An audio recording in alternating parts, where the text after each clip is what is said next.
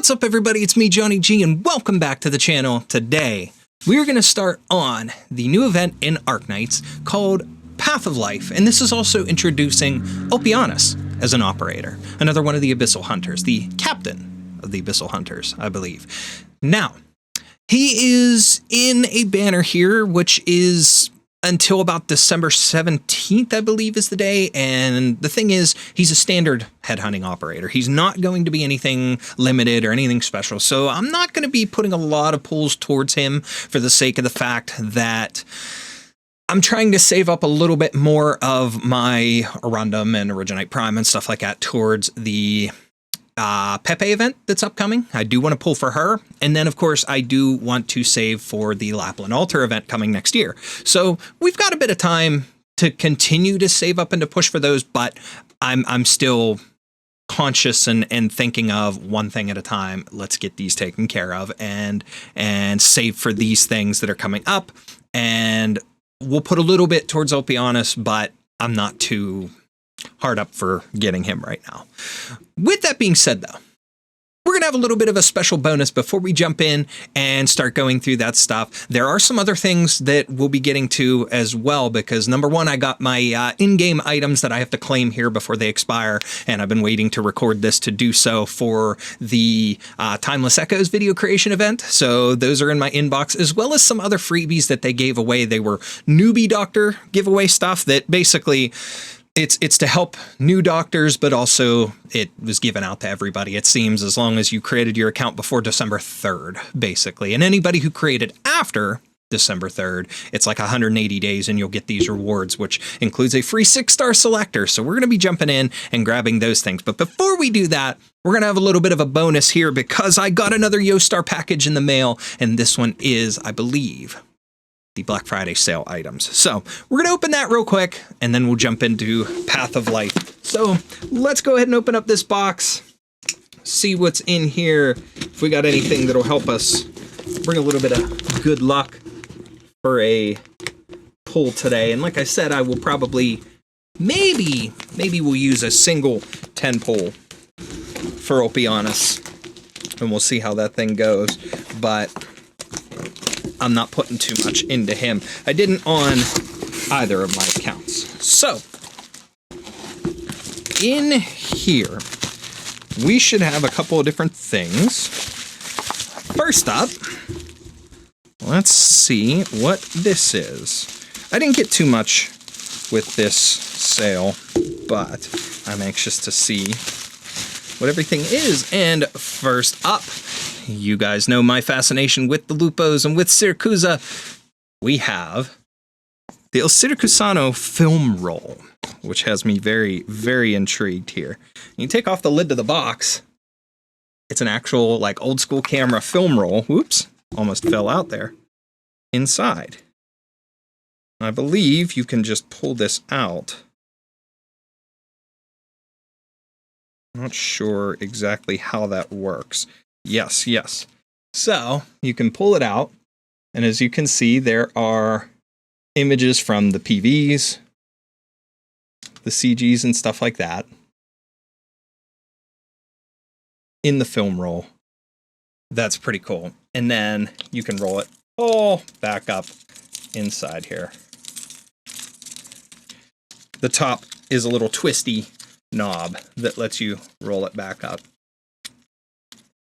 It isn't something that I would unroll too many times, just because of the fact, like, if you do unroll it, you may want to do it in a way that,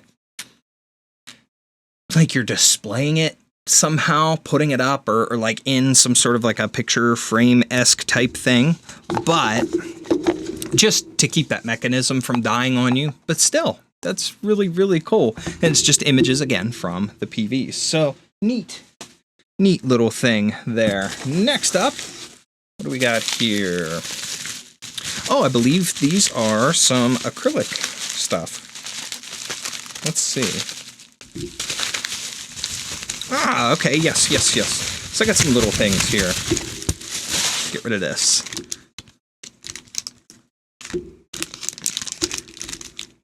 All right, so first things first, here is a acrylic fridge magnet with W on it.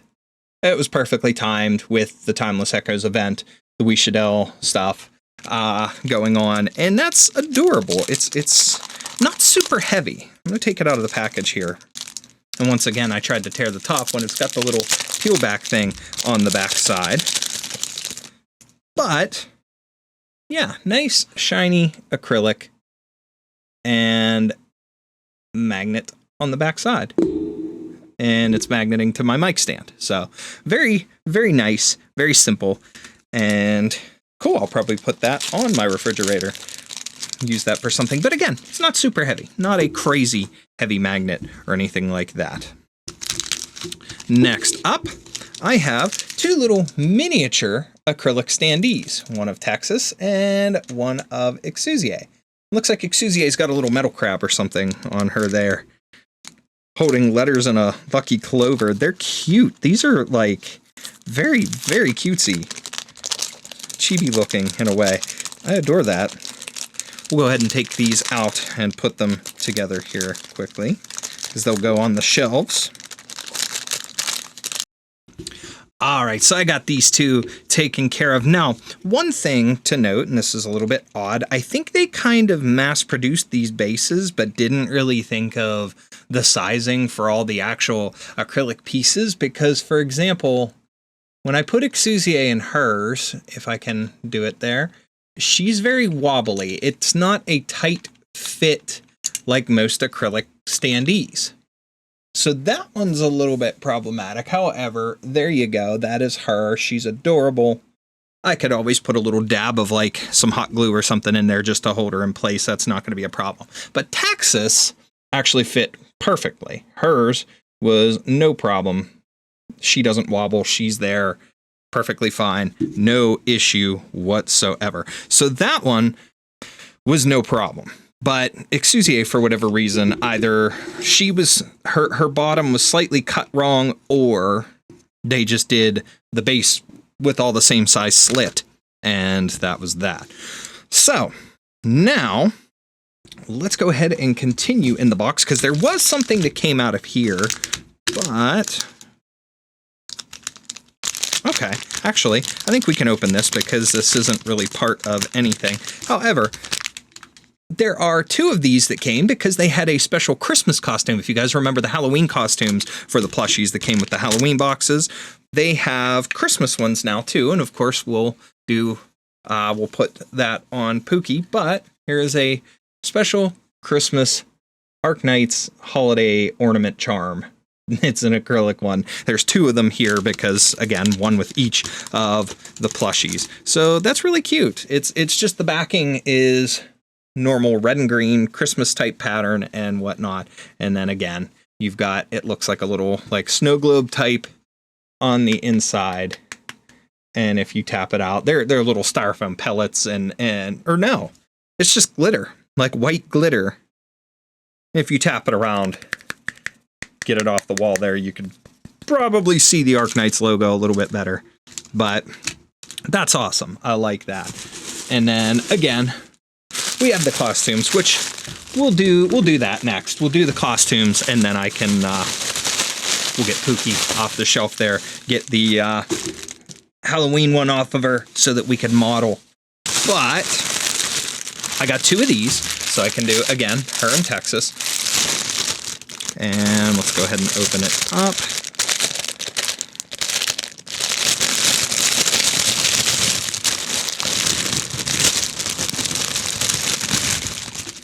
Woo!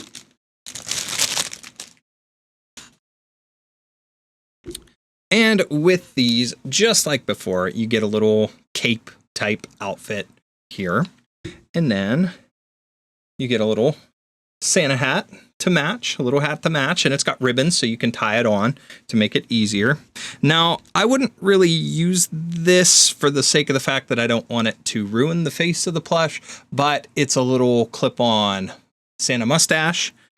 But then there's also a little ribbon to put on the cape. So I'm going to keep the mustache set aside just because. And they pictured these with Melnar, which is kind of cool, but I definitely want to put these on my Texas and Lappland. So let me get Lappland here to model for us. All right, so let's go ahead and start with the outfit here, and I'm going to take the little tag off of it. And the nice thing about these is it's a button on the front with a little elastic strap to go over top of it to be able to hold it together, which is pretty nice. I like that. Simple, easy to take apart and to put on the plushies. Now, we'll just wrap that around her, tuck it under her hair here. And don't you look so adorable, Pookie? You look so adorable. You would look so goofy with that mustache. We're going to put the little bow right across the front over that button. Okay, so there she is with just the outfit on, just the little cloak, and I put the bow there on the front. I'm not the best at positioning and stuff like that, but we've got that. And now we'll put on the little Santa hat. I'm going to tie it around the back here. Just a simple little bow. And there you have it. Pull the hat down a little bit on the back. There she is. We have a Christmas Pookie, and we're ready to go. She's adorable. Absolutely adorable. This kind of makes me want to make more outfits for these, like doll-style outfits. I could make her other, like her other costumes and stuff. That'd be so cool. Oh, man. I shouldn't get started on that stuff. Anyways, but that's what the Christmas outfits look like. And then, of course, like I said, I'm not buttoning it on, but because I don't want to ruin her face. But there is the little mustache. She looks adorable, but is what it is. Cute Christmas Pookie. We're ready to go. And then we still have a couple more things in here. So the last two items. First up, this one's a little bit heavier. Actually, both of these items are a little bit heavier, but the first one here is, and this is nice, I have this ahead of time now. Last year, they put out a 2024 calendar, the one behind me here, which it is December. So let me flip that over. Who's December? I skipped December. December is Christmas Golden Glow. Perfect on that one. I got this calendar, I believe, in February. So I had missed part of February and I missed the beginning of January. Or all of January, I should say, for the 2024 calendar, which is okay, whatever. But this year, they put out their 2025 calendar early. And the nice thing about it is it comes with an acrylic stand. So I'll be able to display this on the acrylic stand and I'll be ready here for January. Let's go ahead and we'll open this up, get the stand set up, and we'll check out the calendar real quick. All right, so there's our little acrylic stand assembled, and it's just one of those where kind of sit it at an angle there, and we'll sit the calendar on it. So let me get that unwrapped. And actually, the calendar isn't a bound calendar. It looks like it's just a set of cards, which is kind of cool. Yeah. So instead of being bound or anything like that, it's just a special set of cards. So I'd be able to keep it like that. And then every month, when you want to change it out, boom. And then the back of this is kind of just like an image. I wonder, oh yeah, the backing of it is another calendar. So you have, if you wanted to tear off the bottoms, they are perforated and you could tear them off and have like a mini calendar. It's got a little note thing on the back, but then you have the calendar itself. But there's Chongyue, Dorothy. I'll just stack these in order here. We have Chubai, Bagpipe, Thorns, Typhon, which is awesome, and that's June, my birth month. Gavial the Invincible for July. Myrtle for August. Texas, the Omertosa for September. October, Read the Flame Shadow. Perfect. November is Malnar. And December, we get Drunk Penance. I love that skin. All right. So that's the calendar. And the last thing that we got here, which is pretty cool, but is a little bit different and is also kind of an early thing for 2025, which is great here. Let me set this stuff back behind me. This is also a little bit early because this is actually going to serve as an Easter decoration for me. You know, everybody knows Easter eggs and stuff like that, whether you dye them or whether you know, buy them or whatever the case is, you know. Everybody knows Easter eggs. But a while back, they had at conventions this set that was called the Spring Fling Wobble Eggs. And the funny thing is, they seem to be those type of like fake eggs that are very heavy on the bottom and weighted. So they'll wobble or whatnot, but they'll like pop straight up.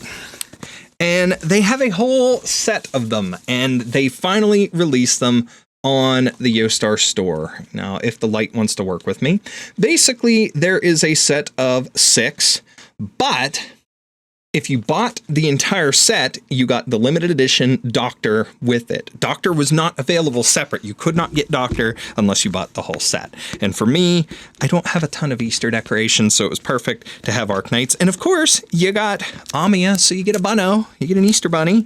Adorable. But it's just perfect because you have Amia, you have Golden Glow, you have Mizuki, Calcit, Texas, and Lappland. Of course I had to have it. It's got Pookie in it. And then a Doctor. Now, we'll go ahead and open it up. So there is 6, 7. There's 8 total boxes in here. Why is there 8 boxes? There's only 7 shown on the box, or on the thing. So, hey, we'll open them all. Let's check it out. First up here, the first one we have is Mizuki. Oh my god. These are absolutely adorable. And I'm right. They are. They are the kind that, like, okay, I've got him turned up there, and he just practically turned around on his own in my hand. They're heavy. And there's nothing in it shaking. It's just very, very bottom heavy. And there's front and back and his little hat. But there's Mizuki. That's adorable. So that's one.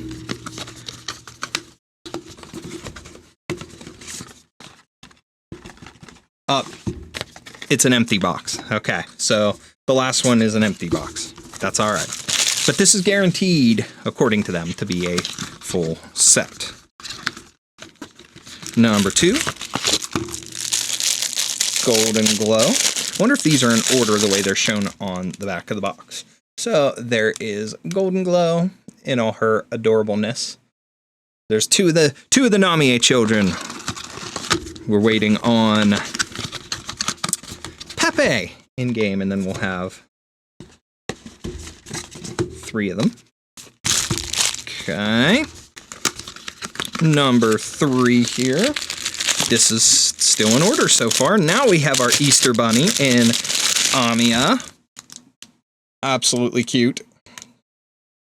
Her little ears sticking up on the top. And those are solid. They're rubbery, but they're solid on there, they seem. I like it. There's Amia. So there's our Easter Bunno. I will be putting these. I have little shelves out on my thing there, my in my living room on my wall. So I will definitely be putting these on those shelves with other Easter decorations and stuff that I have. And next we have Calcit. So it did skip over Doctor. So Doctor, being the limited one, is probably going to be the last one in the box.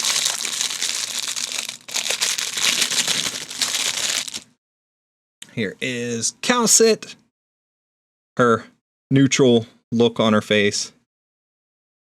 Her outfit and everything. That's freaking cute. Love it.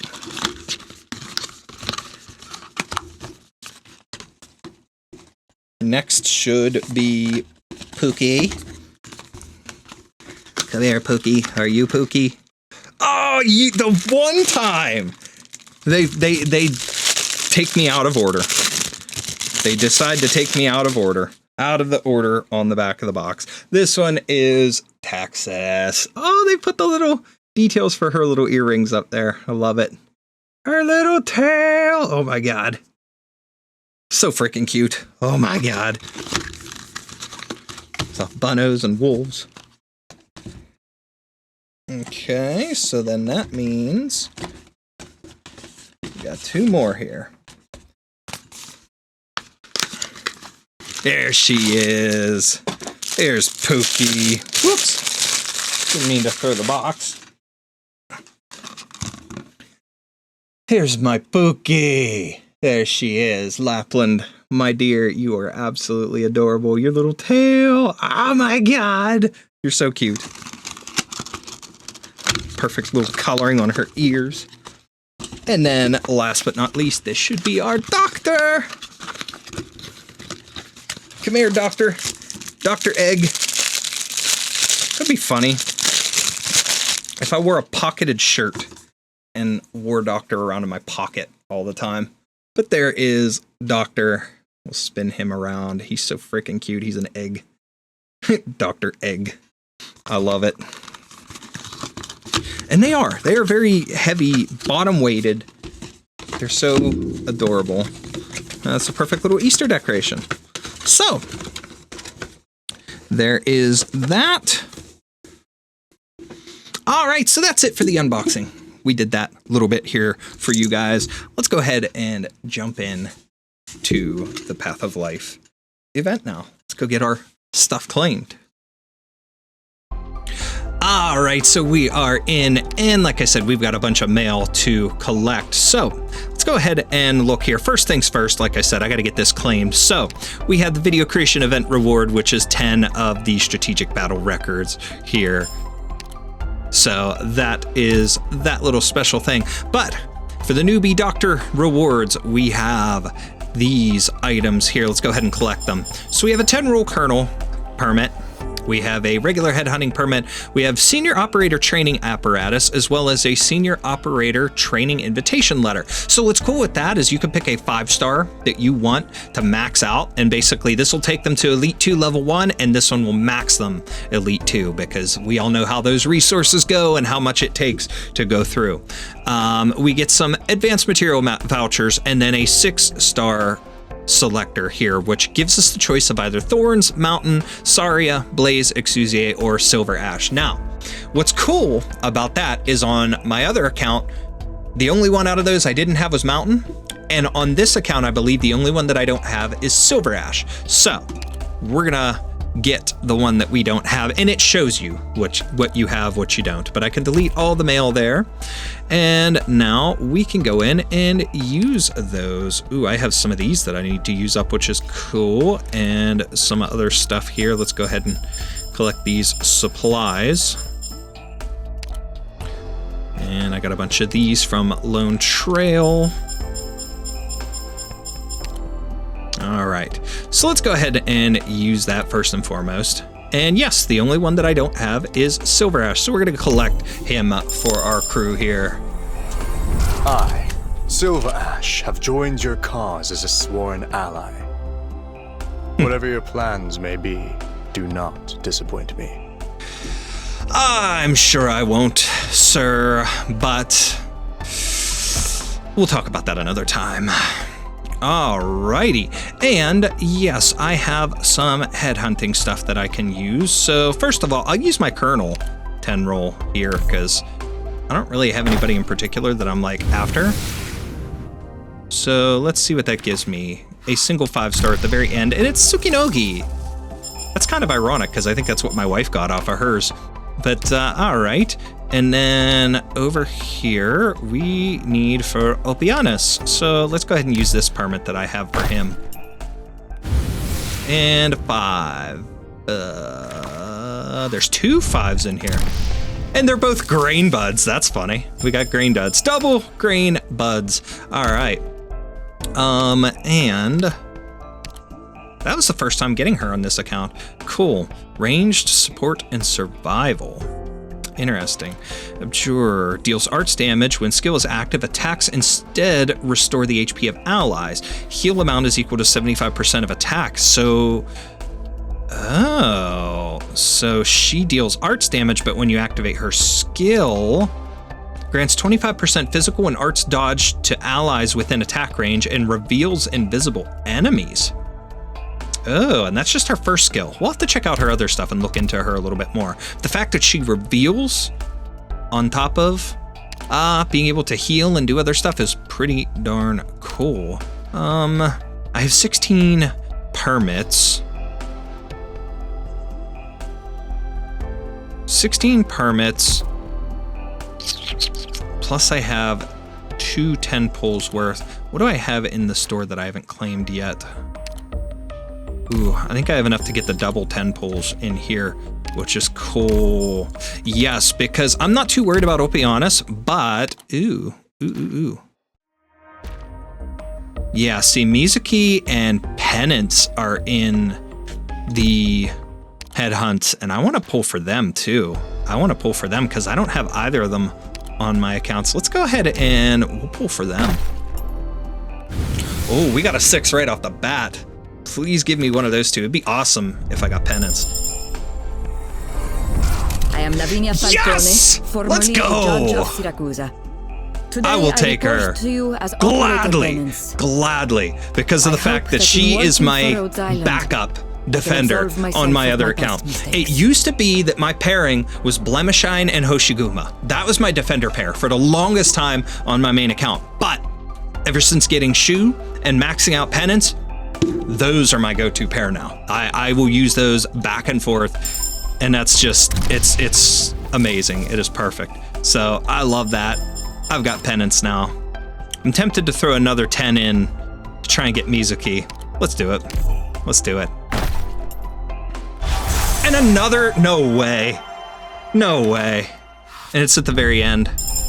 I am Ansel, right. a medical intern. It's at the very I'll end. be assisting with surgery and internal If I get medicine. Mizuki too, I will, The name's Rhodes. I'll be Nice done. to meet I'll be you. thrilled.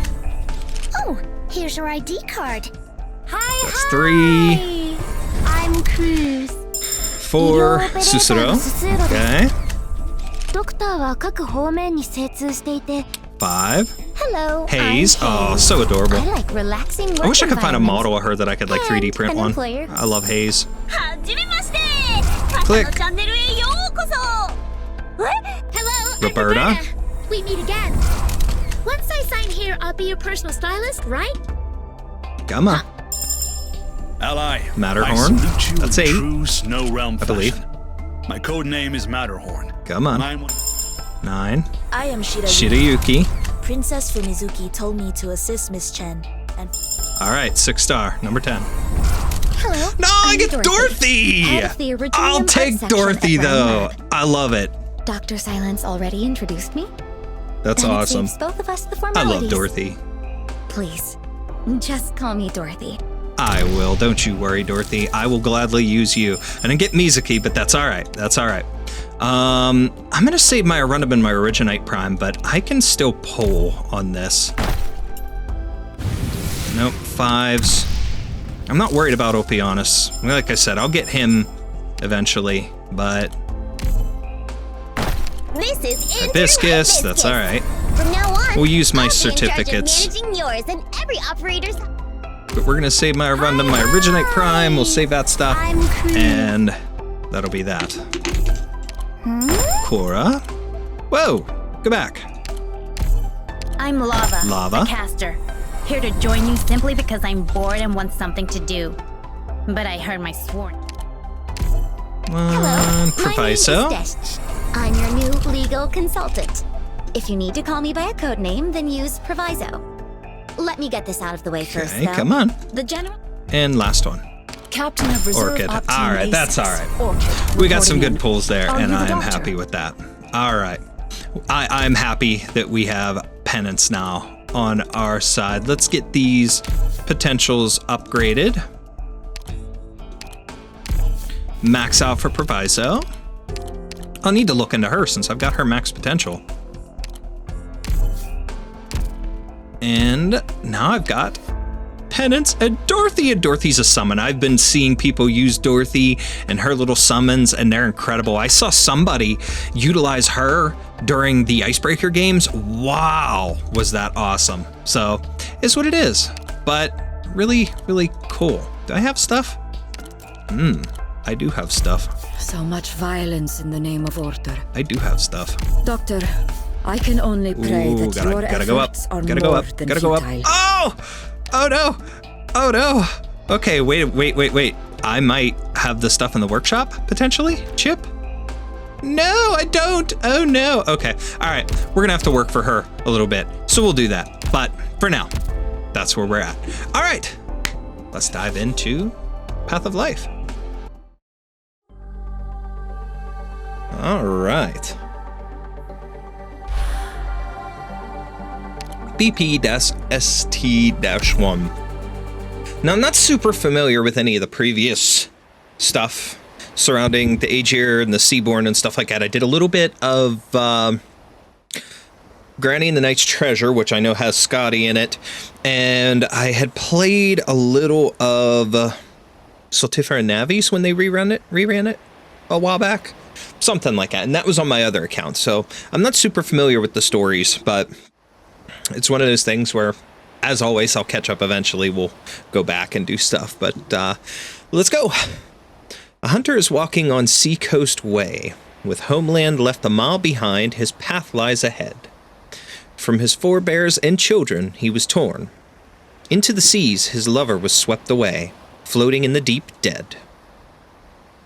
A hunter is walking on Seacoast Way. With homeland left a mile behind, they must lament and pray. There is no end to his path. The road ahead is shrouded in gray. A hunter returns by Seacoast Way. His journey ended, his home close at hand. A sound of waves passed above the spray. Why do his feet disobey his command? Why ever does his heart still sway?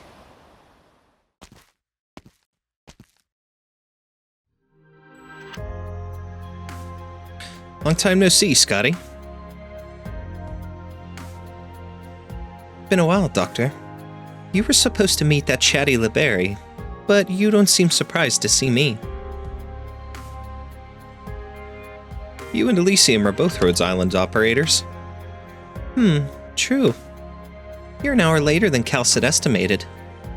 I guess the Inquisition's review process is strict, even with an official notice from the Saint. After only 3 months, nearly all the town's residents have moved inland, aside from a few workers, replaced by lots of people from the penal battalion. They must be preparing for something. Aegir contacted Iberia a week ago. This forgotten town has become a lot less quiet since. Being surrounded by sea scum already sets the young soldiers on edge. Hearing Aegir's voice only made it worse. It demands a response, maybe caution. Turn left at the sculpture, and the sea is a quick 10-minute walk. We'll head straight to the Eye of Iberia. Say, Doctor, do you hear the sound of the waves? Skadi turns her head slightly into the sea breeze. Her hair dances in the wind, the same color as the shadows in her eyes. Their layering has gotten complex. I hear the sound of stars drifting across the sky, the never-ending song of nature, and a language forever incomprehensible. Isharmla. I'm here. The hardship we suffer is ever present. The life we thirst for is ever present. Are you alright, Skadi? It's like I get more nervous the closer I am. Never mind, it's hard to explain. Maybe I'm sleep deprived. Ever since our last voyage, I feel like I've inherited sharks' nightmares. Speaking of the sea, why did Dr. Calcic call you over so urgently? I don't remember you having anything to do with the ocean. I wouldn't recall even if I did. Not much of an answer. Right, I forgot about your condition. No wonder you gave such an answer. Oh well, I'm sure she had her reasons. Let's go. It'll be dark soon. Ooh.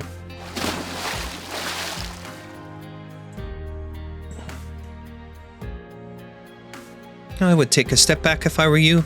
I need to shake myself dry. Hey there, Dr. Calcit. Not many people can track us abyssal hunters. Did Swordfish tell you we'd be coming ashore here in advance? Elysium deployed a data collector in these waters. It's a direct connection to the Eye of Iberia's central control system ever since its calibration.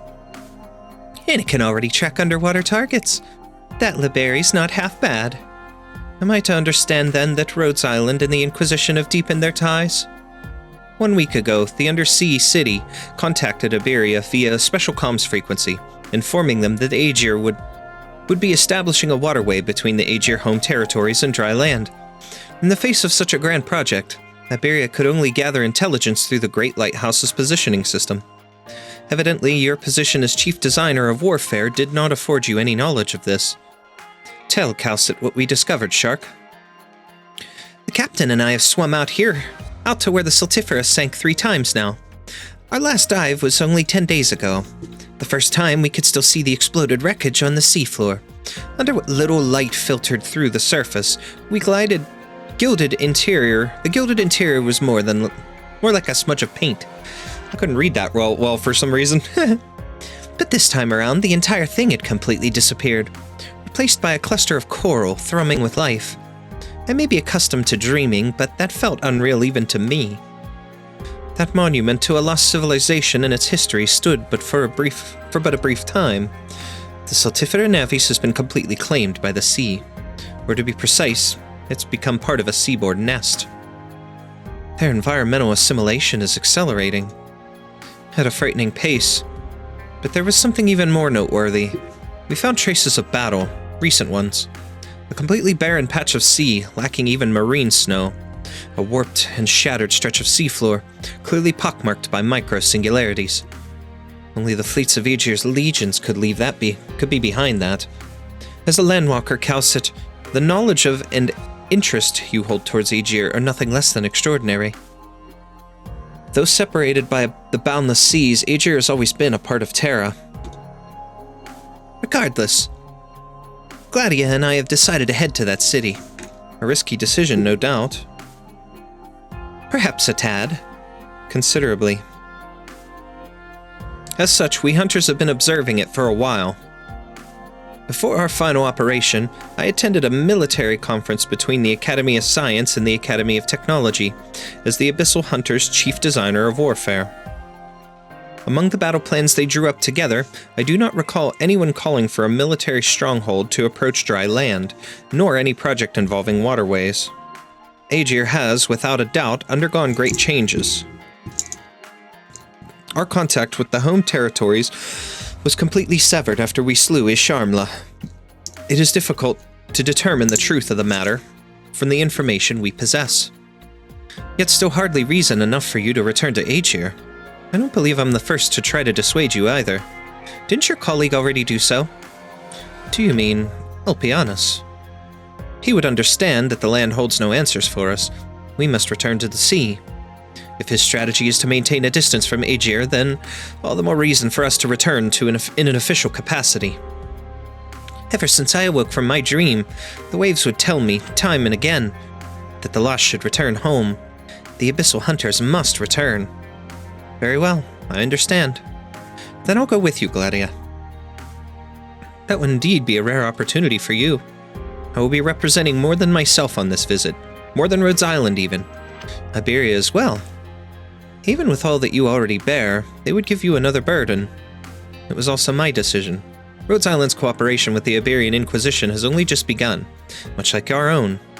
Calcit stares at Gladiia. The hunter's face remains devoid of expression. Even the blowing sea wind fails to crease it. After a short moment of silence, Gladiia nods her head.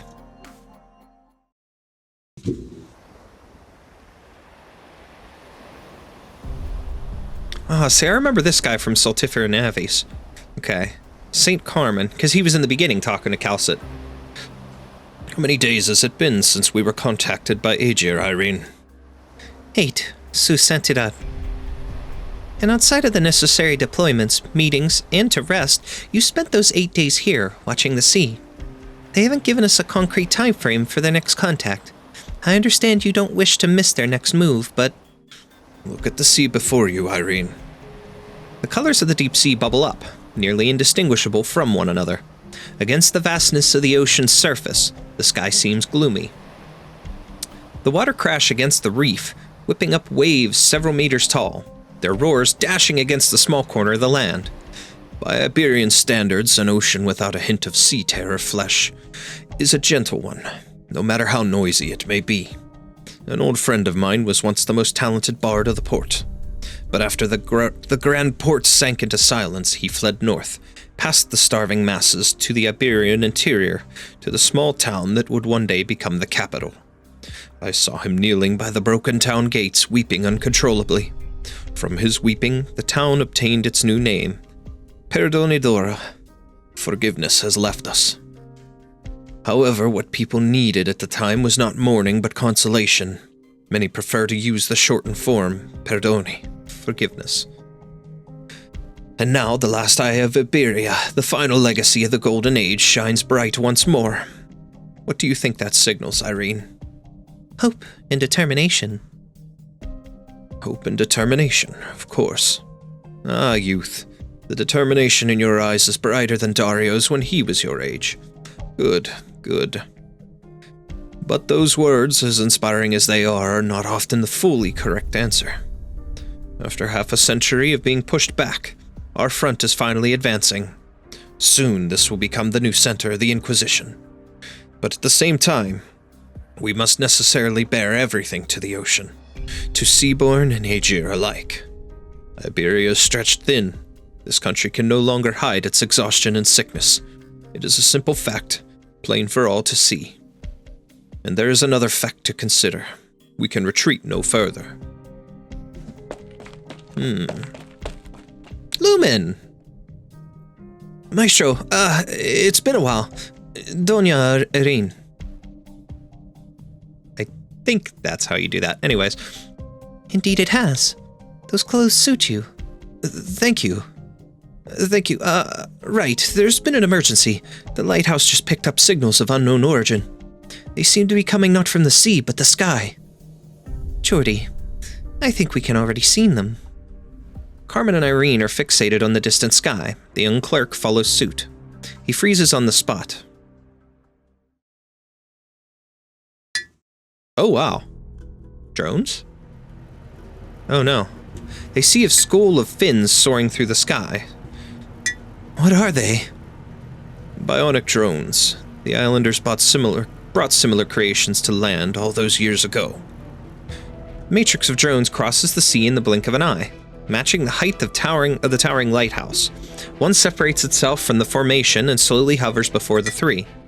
The wings open and close like fins, like a speck of light dancing in the void, and soon after, an amiable and charismatic female voice resounds from it. People of Iberia, do not be alarmed.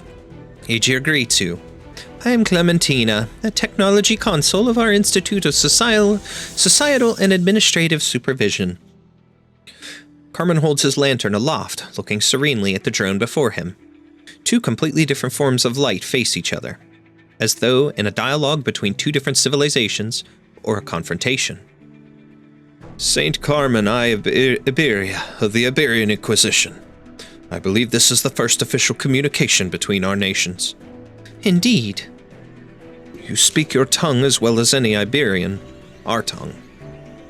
I installed an Iberian language module before leaving the home territories. I hope you'll forgive me if I ever use the wrong expression. Moreover, forgive me for having to contact you in this form, Sir Iberia. We have no objections to your appearance, Madam Consul. I only regret that it has taken us so long to begin this conversation.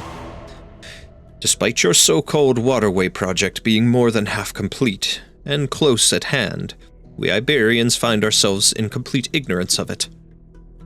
To make amends, we'd like to invite your envoys to visit our city. Aegir respects the efforts Iberia has made when you were caught up in the Seaborn crisis. Caught up in? Do you mean to say that everything Iberia has faced was merely the aftermath of your crisis? I do. Let's not be tied down by formalities, sir. We recognize the power of language. Your name itself, Carmen Iberia, is a symbol of courage and valor. This is why we came to you. We hope that by reaching an accord with Iberia and the other terrestrial nations, we will be able to create a waterway that links directly to land. We will clear the stretch of sea between Aegir's home territories and the land so as to facilitate our forces coming ashore. I hope I need not remind you what sending an army to another nation's border implies on land. Given the enormity of the oncoming threat, we will exhaust every means at our disposal to resist it. I am more than willing to come explain to you in person if necessary, but it would be easier for you to understand the situation if you were to join us in the depths. The fleets of our legions, 8 and 10, are patrolling and suppressing the Seaborn in these waters.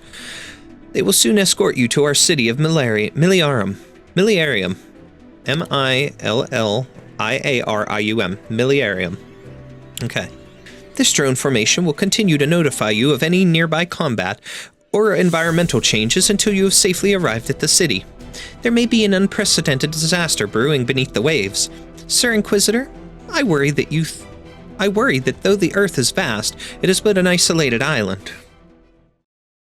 Interesting.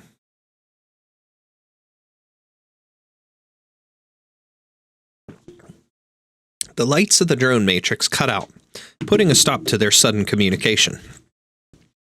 The sea breeze continues to blow as the old man slowly lowers his lantern. A waterway that links directly to land. She's eloquent, but arrogant, no doubt. A haughty adult wielding a weapon, loath to use finesse when dealing with an unarmed child. Irene, inform our cooperation partners of this most recent communication. Tsit has already agreed to serve as Iberia's envoy. The Abyssal Hunters should have also made their decision by now, considering they've always had reservations about the waterway program. Right away. I'll also keep the other Inquisitors in Gran Faro abreast of the situation. Gran Faro, I remember that name from Siltifer Navies as well.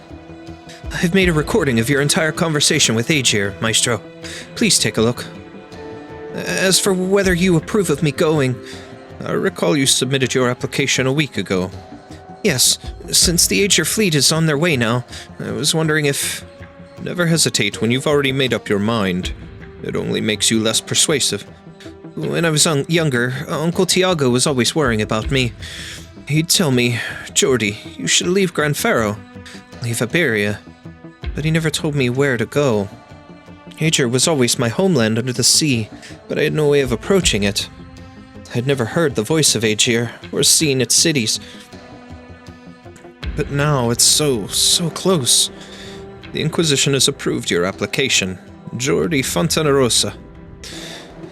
You will serve as an envoy of Iberia and accompany Irene and Tsit to the Aegir city. Thank you, Maestro. Don't thank me. This isn't a reward.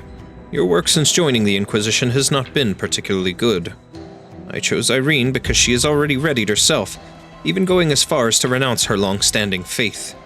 And I chose you because you are still bewildered and frustrated.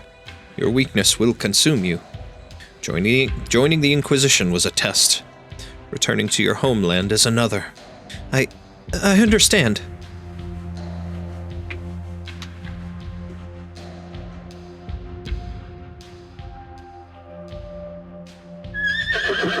Rocinante. Agitated Winnie. Ulpianus! Ulpianus! Anus. Anyways. This is the deepest part of the trench. They hollowed out its sides to make their nest. That's why we've never noticed it before, despite circling this place several times. Yes, I smell it too. This scent, after destroying the ocean's native ecosystem, the Seaborn have created a new one that serves only them. A comprehensive Seaborn ecosystem, where once it only existed in an oceanic abyss. Return, Rocinante. I will carry on alone. The entire continental shelf has changed. I must know who churned these waves. Tell the knight to continue the hunt. We will not be parted for long. Interesting. Jellyfish! Seaborn. Ulpianus swims into the nest. He chooses not to use stealth. Luminescent vegetative Seaborn light up every corner of the nest. There is nowhere to hide in the first place. Atop sets of spiraling blades, minute and curiously shaped organisms sleep, or perhaps drift along. The rocks of the seafloor cannot be seen.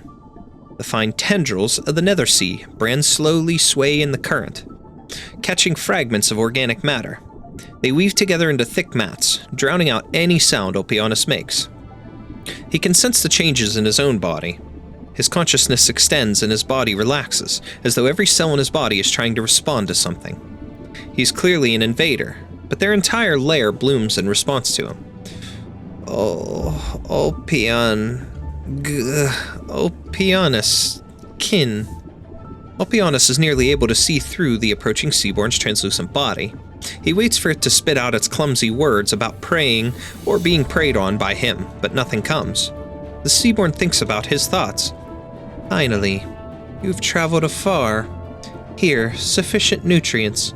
Shed your cumbersome flesh. Return. Grow. Migrate.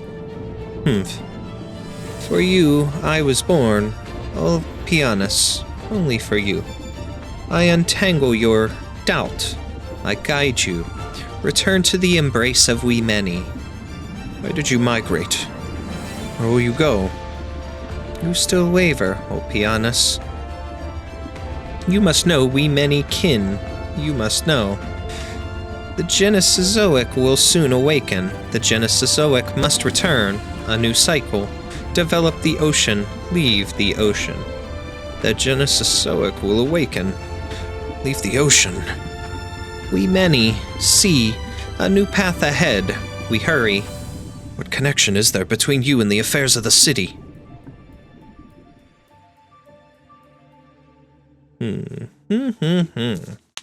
So Seaborn's evolving again, planning to expand. Here we go, first contact. Let's play it with this team. Let's see what we got.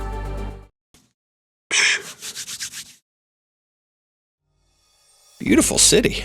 Oh my. Age your researcher. Based on geological conditions, it's a promising volcano, but the location is less than optimal. It would be difficult to establish a lengthy energy transportation pipeline while fending off seaborne attacks. Did you read the Academy of Technology's report? Hydrogen from seawater can be used to maintain operation of the Legion fleet, but it would be difficult to guarantee uninterrupted energy supply to the beacon. It alone accounts for half of the city's energy consumption. It used to be much worse. Our ancestors had to design a bioenergy system for it, maintained through the joint effort of a dozen cities. In this day and age, a system like that would be attacked by the Seaborn before it could even be activated. Regardless, we need to find a way to ensure power supply for the beacon. Maybe Appius would know a way. Let me get in. Oh, did you forget? He's still in the home territories and our cities are under radio silence. We can't exactly lay fiber optic cables like we used to either, with all the Seaborn out there. I miss the days when we could get anyone in the country on a holographic call whenever we wanted. Wait, what if we modified the output mode of the energy converter? Science Babel! Yay! Oh my, what's with Pretty Boy here? He's got that, like, very Greek sculpture statue-esque look to him. Anyways, we have extremely limited experience in this area. There's always a safety risk.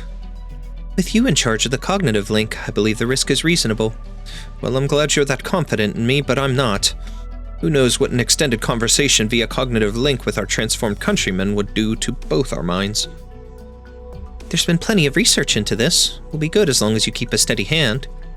Even in the home territories, there are very few cases of transformed citizens being granted a final interview.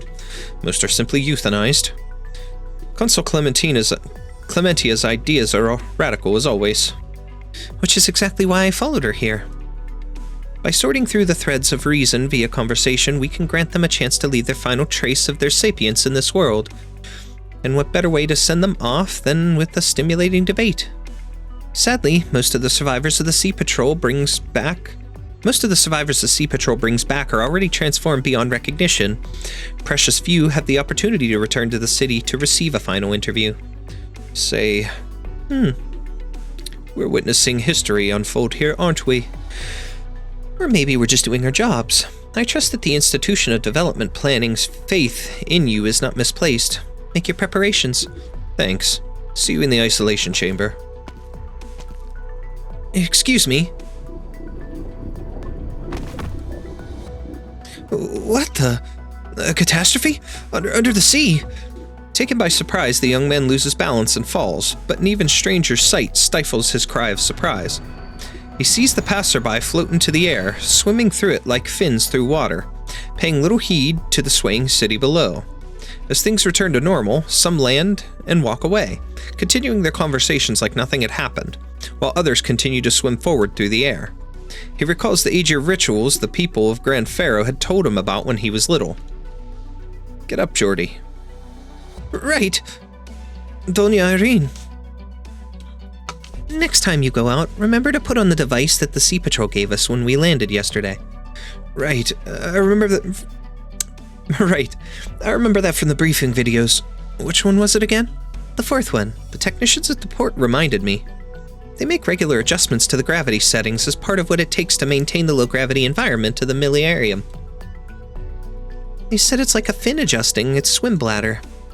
So you went to tour the port? Yes, I was interested in their ships and docks, their weapons, those massive ships that sail like foul beasts through reefs and cliffs. I saw traces of the Saltifera navies in them. Breogan really did recreate Aegir technology in Iberia, perhaps. Perhaps we should have sailed our proud armada out into the vast oceans rather than parading our gold-gilded ships along the coast as a deterrent to those dukes and pashas. Breogan. You look nervous, Geordie. So nervous that you missed the point entirely. I'm just feeling a little out of place. This place is stranger than I imagined. The air is thick and heavy. The ocean above my head sends a chill up my spine, and the glowing plants along the streets make me dizzy. Plus what happened just now. Physical discomfort I could deal with, but there are so many oddities here I can't even begin to understand yet. The briefing videos Aegir provided were very detailed, but there's still so much that I couldn't comprehend, even after rewatching them so many times. Food moves on its own without a fork, clothes clean themselves without having to be removed. These things make sense, kind of. But edible sagas, crunchy theorems, I just can't wrap my head around those. The best I can do for now is print out one of these emergency nutrition supply devices. All my life, I've known nothing but Grand Pharaoh. Is this what it's like to... No, it's not quite like an Iberian from a backwater village seeing the capital for the first time. Not that the City of Gold still exists. The difference here isn't one between a small town and a metropolis, but almost between two entirely different civilizations. I tried to ask someone for directions, but couldn't understand what they were saying or whether I was being rude to interrupt. I don't even know how they see me, an Aegir in name only. I have my concerns too. You're worried too? You of all people know what Iberia did to the Aegir after the Profound Silence. I don't know what kind of country Aegir is, how its people view that period of bloodshed, or how they view me, an emissary with blood on her hands. But you didn't... I'm here representing the Iberian Inquisition. I've seen the files on the slaughters. Each report on its own may be thin, but in aggregate. We committed many injustices while cleansing the influence of the Church of the Deep, and the islanders were the most affected. I still believe the Inquisition was in no position to be lenient, not when the country itself teetered on the brink. It was our collective decision that we should go to any lengths to ensure the nation's survival in a time of extraordinary crisis. But that does not lessen our crime. I don't believe you need worry about that.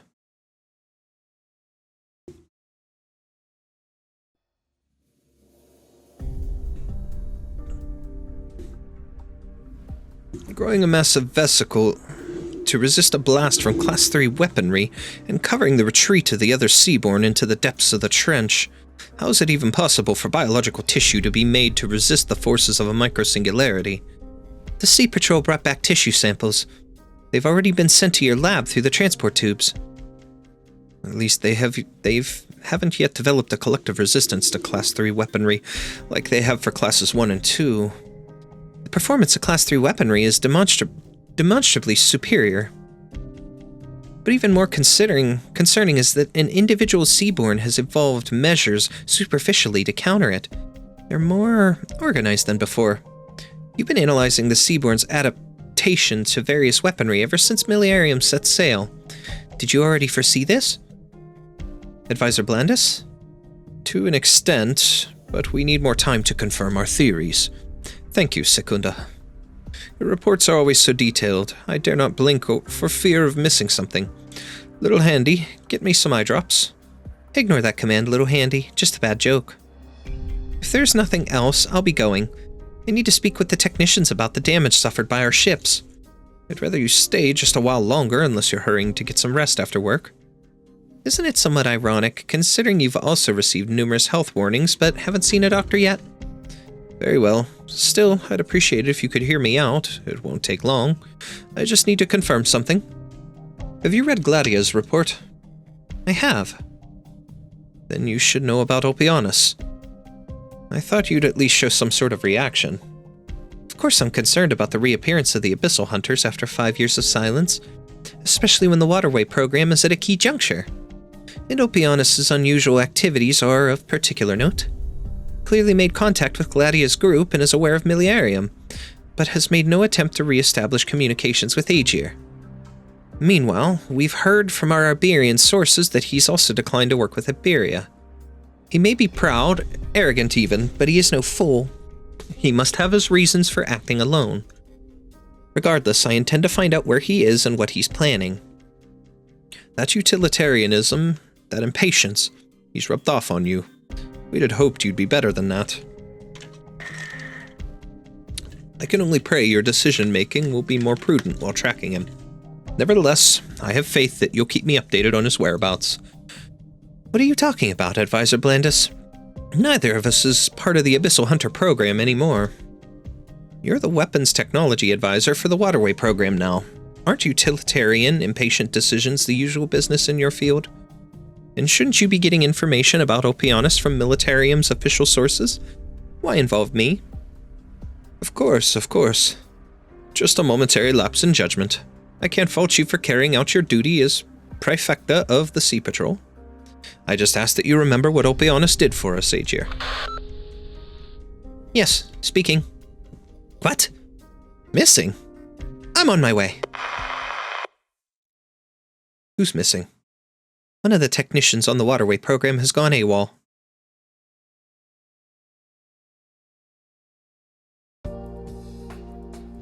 And you are? Avitus, from the Institute of Prehistoric Studies, Academy of Science.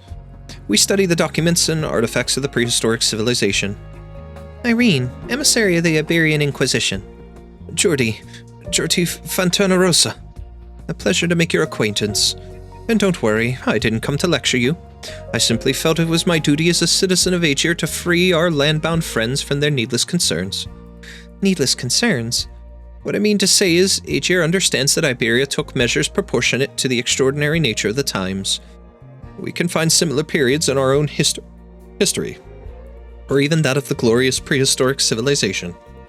The exclusion of outsiders as a necessary means of maintaining social order appears to be an inevitable step in the progress of civilization.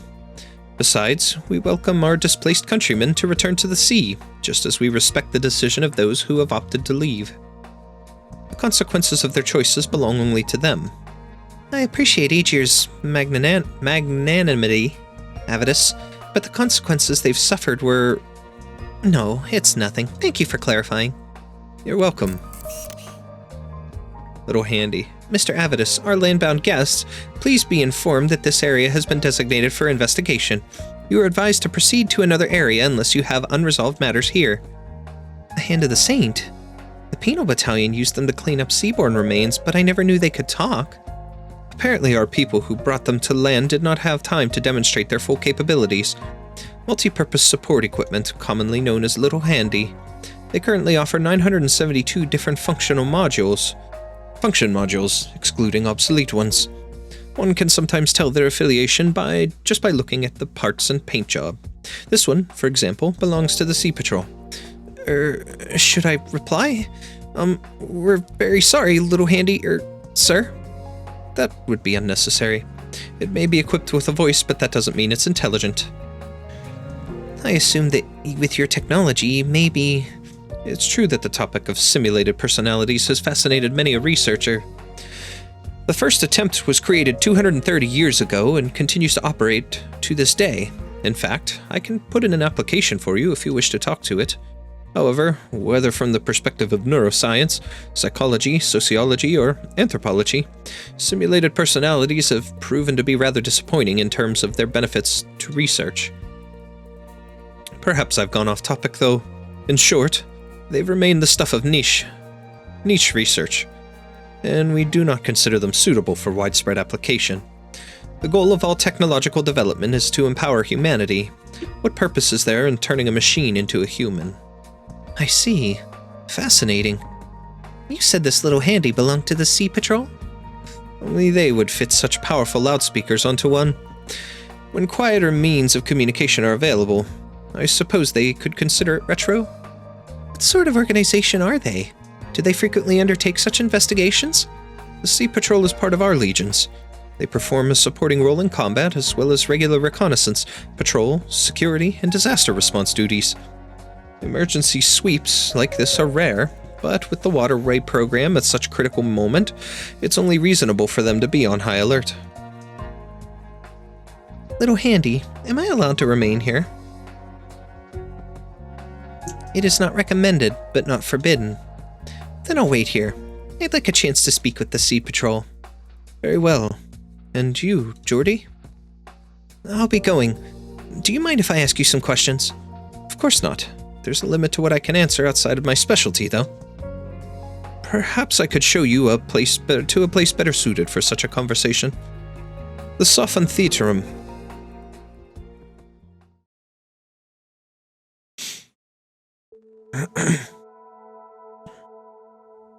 Did you sleep well, Doctor?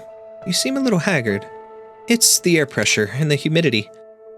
Yes, the Aegir seem to have retained some of their aquatic traits. Are you not feeling well? Just a little short of breath. Is it serious? Don't worry, it's nothing. Let me know if you feel any discomfort. Besides? To be frank, I thought there may be another reason for your reaction. Does anything about Aegir or the depths of the ocean seem familiar to you? Maybe, but only vaguely. I know it might be difficult, but remembering even the slightest detail could be of great help to us all. Sorry, I can't remember anything else. It's okay. Just try to relax, Doctor. Seeing the Preserver has inevitably hastened the pace at which you recall the truth, even though I had hoped you would not touch upon what you'd forgotten so easily, or so quickly. No one knows when your path of suffering will end, not even yourself. In that, we are all powerless. What we do know is that you've had an encounter with the Abyss. The ocean is yet another path to your past, and we are finally upon it. You seem excited. Yes, I've wanted to set foot in Aegir countless times. Until now, I have waited on the shore and drifted on the waves. I've witnessed lighthouses and the Armada turn from ideas to reality. Breogan had never given up on re-establishing communication with Aegir through such means. But all his efforts ended in failure. Aegir never welcomed home their prodigal son, much less opened the doors to outsiders. But now they are even more eager to cooperate than I had anticipated. We need no longer waste efforts to persuade a proud and aloof giant. I can't deny feeling happy about that. You don't look particularly happy. I'm afraid there is. Aegir's...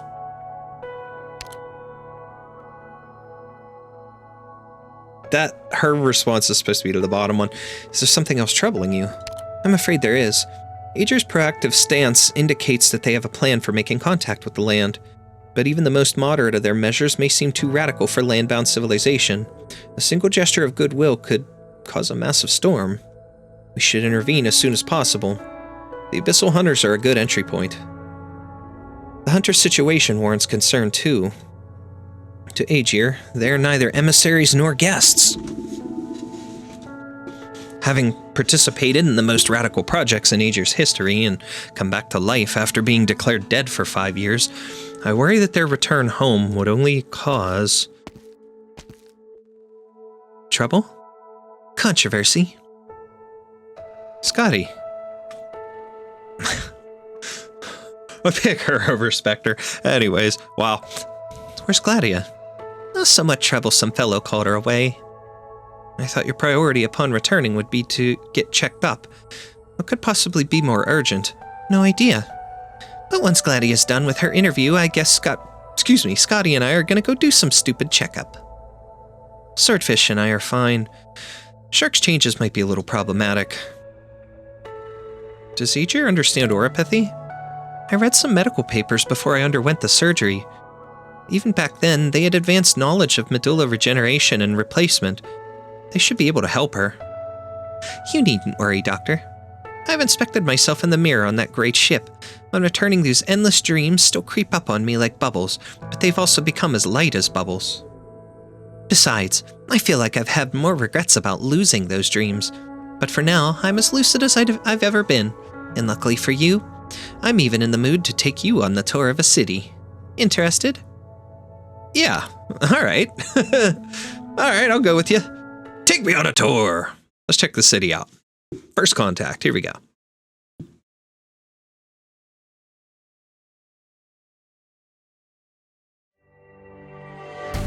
Okay. Let's go. Simple stage, alright. Follow me! We'll do that.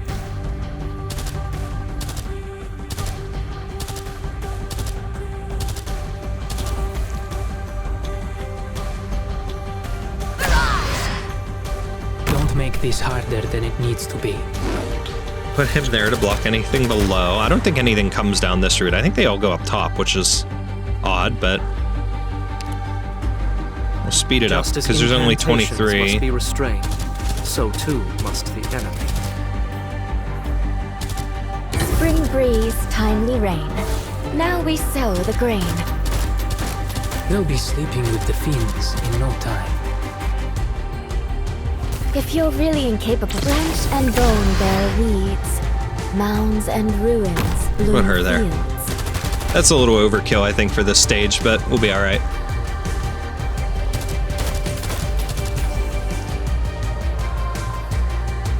I really need to get the stuff to make my They'll be sleeping for valiant struggle. yeah, my Calcit Elite 2. I need Calcit, and I need to get Wis'adel Elite 2'd. I wonder what's in the item shop in here. I completed the stages on my other account, but of course I didn't, do anything with story. If you're really into clear skies, But I didn't really check the item shop rain either. clouds for glue. I think there's a skin in the shop. I think I remember that much.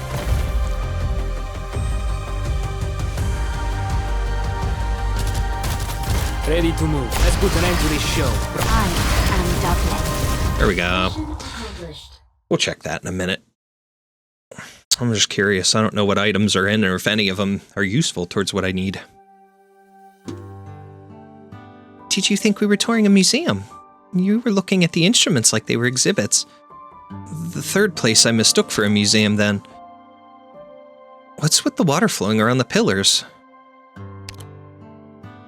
There are some things even I can't explain. Technology has advanced a lot in 5 years. Wait, that tower. There's a launch pad at the heart of the city? Good eye, Doctor. That's a beacon launcher. One with plenty of history. You know about it, Shark? My parents took me around the home territories when I was little. There are similar structures in many cities. I thought Aegir children were raised collectively. I was, but Shark has a special relationship with her biological parents. They're more like friends than parents. They reached a consensus with the Institute of Incubation to bring me along whenever they worked on a new dome project. I spent most of my time in the Institute of Incubation, but I was able to see the cities, learn, and even work alongside them. So what's this beacon launcher for?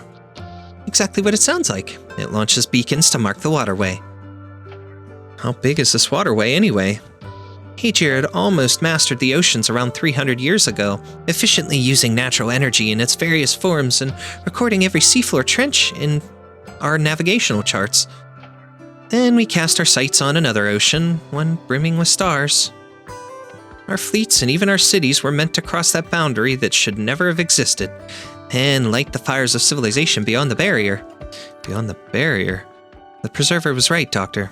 Kristen's achievement is not beyond Aegir's reach. The sea and the sky are closer than we thought.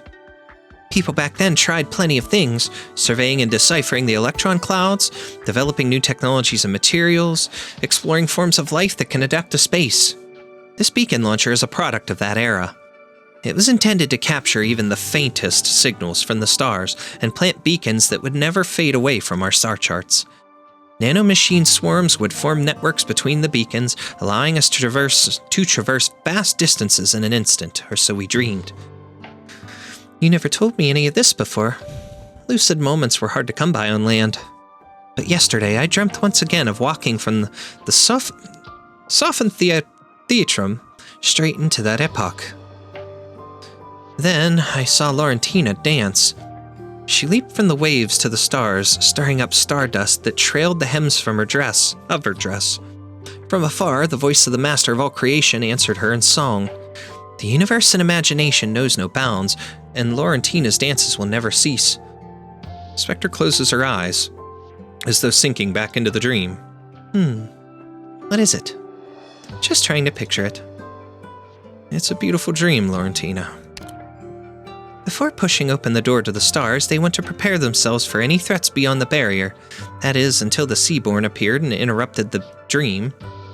We poured all our efforts into studying them, setting aside all else, art, science, and previous visions for the future. The Seaborn fundamentally changed Aegir. What did you do before becoming a hunter, Skadi? Me? I was the best technician at the Institute of Facility Management. I could keep an entire city's underwater lighting array running on my own. The Institute of Development Planning's career proposal was pretty much what I was thinking, so I accepted. Working by yourself can be lonely, but it's not such a bad thing with the giant fins in the reefs, or lighting up the ocean while daydreaming. Say, Calcit and Doctor, we've shared a lot of info during our time together, but we've never talked about our old lives. Because they've changed. I guess you're right. Sorry for bringing up something so heavy on a tour. We have all the waves in the world hanging above our heads.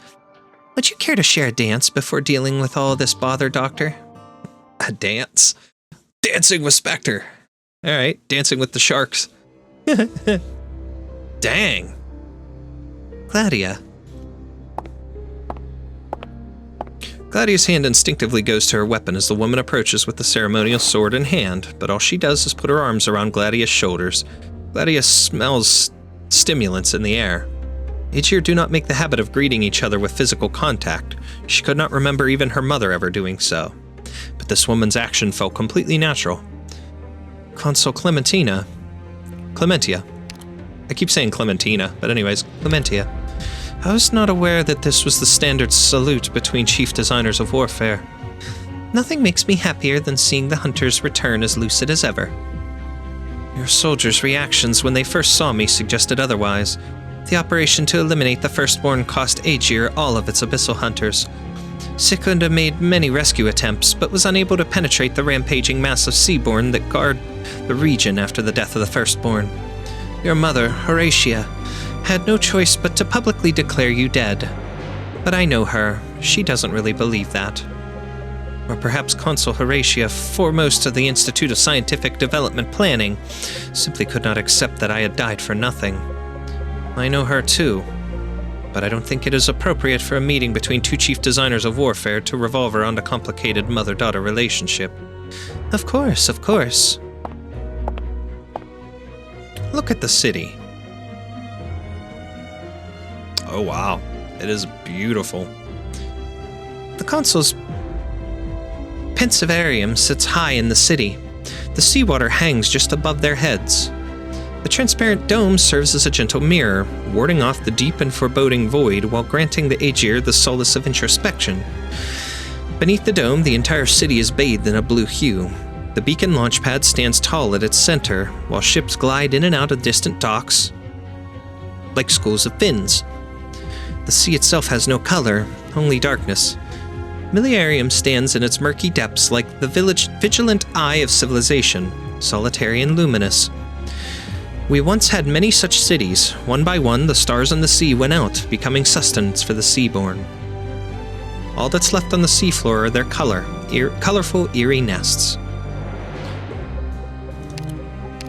I won't deny that the Abyssal Hunter project was a failed gambit. The death of the Firstborn did not stop their evolution. So I want to know what solution Aegir has come up with next. What you have come up with. What is this waterway program? Gladiia, I didn't mean... I'm simply part of an even bigger gambit. One with even higher stakes. The weapon classification scheme remains nothing more than a strict control over weapon usage to delay the evolution of the Seaborn. This time, however, we have taken into account every weapon at our disposal or under development. A mix of conventional ballistics and Class 1 weapons initially proved highly effective. The Seaborn were unable to comprehend why they were being burned by the seawater around them, but it took them only a year to adapt. 11 months in, we accelerated the adoption of Class 2 weapons, which operated on completely different principles. Etc., etc., until their evolution outpaced the ability of the Academy of Technology to innovate. Yes, at day's end, all we're doing is merely buying time. Aegir has committed vast resources to study the Seaborn, to eradicate them at their origin. We must first comprehend them at their source. The information you've brought back is highly valuable, and Breogan's discovery on land corroborates the Academy of Sciences' research. The Seaborn and the Farenmut share the same genesis. Is Aegir coming ashore to seek memories even more ancient? Not just that. The Seaborn share a common genesis with the Farenmuts, but much about them is very different. Unnatural, one might say. Their recent activity demonstrates a clear sense of purpose. They have quickly abandoned their reliance on the sea and begun to migrate towards land en masse. Left unchecked, it is not out of the question that all of Terra could become infested with Seaborn. We already saw hints of that in Iberia. Thus for Aegir, the land is both a source of answers and a solemn responsibility. Horatia has issued new war orders on behalf of the Institute of Development, Planning, and Miliarium has come bearing new Class 4 weapons from the Academy of Technology. They are a form of biological weapon, very different from all previous ones, designed to induce death in nearby Seaborn nests and newborns while driving away adults from the area. We've successfully located most of the nests in the target region. The ones near Iberia are the only ones yet unmarked. Once the beacons have been placed and the weapons activated, we will finally have cleared an entire region of Seaborn and established a route back to Aegir's home territories. Interesting.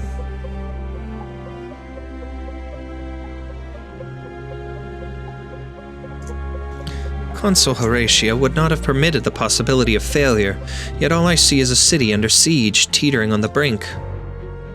Yes, she did tell me herself that the waterway program will not fail. I do not know how many other possibilities she considered, and I hope I never do. For me, this city has always been the entirety of the waterway program. But that is no longer true. The changes in the past month necessitate a review of our plans. The Seaborn have rapidly adapted to our new weapons, even evolving measures to protect the kindred from Class 3. But a successful extermination operation should have left no opportunity for them to communicate with other individuals. They seem to have obtained their inspiration elsewhere. Almost every mutation of the Seaborn against humanity has been abetted by the twisted efforts of corrupted Aegir. Yet the Seaborn lack true intelligence. We could toss all our prototype weapons into their nests, and they wouldn't dismantle or study them.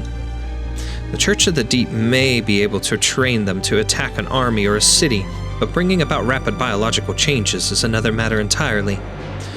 Unless they're not being influenced by the Church of the Deep, but by another Firstborn. I see you've read my belated report. Indeed, Ulpianus claims that the one we eliminated was not the only one.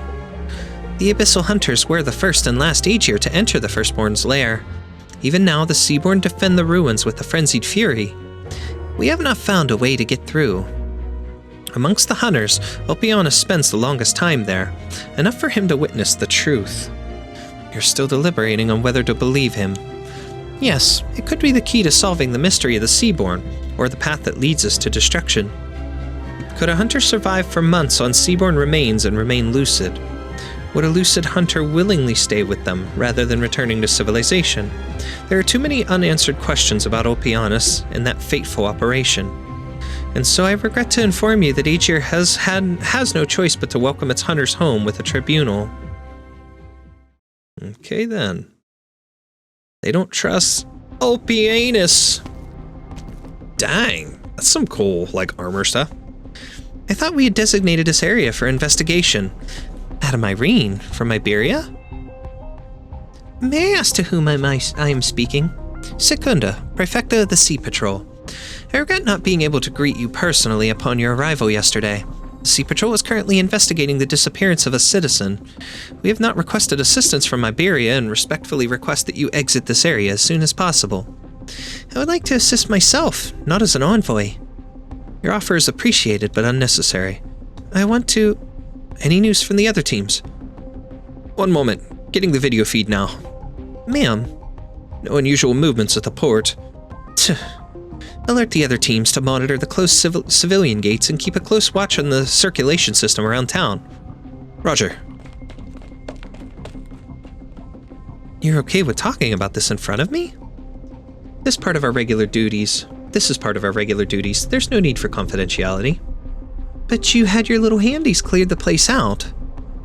Only to prevent unnecessary harm to civilians. If you insist on staying, you'll be responsible for your own safety. The missing civilian is Tulia, a scientist from the Waterway program, responsible for recording and calibrating data on Seaborn nests. She went AWOL 30 hours ago and hasn't been seen since. Could it be the Church of the Deep? That's what we intend to find out. Her disappearance has not affected the overall progress of the project. As important as recording and calibrating the nest data is, her role was by no means irreplaceable. If the Church's goal was to assassinate someone to disrupt our plans, they would not have picked an ordinary data scientist. Unless she learned something she wasn't supposed to. I need to inspect her home.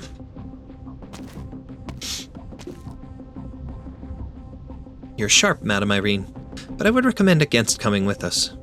I'm simply investigating our common enemy in my own way. Suit yourself. Interesting. Monster. Collect tissue samples. Samples? Samples of tissue. Alright, we'll do a tutorial stage. Understood. Why can't everyone try to get along? Okay.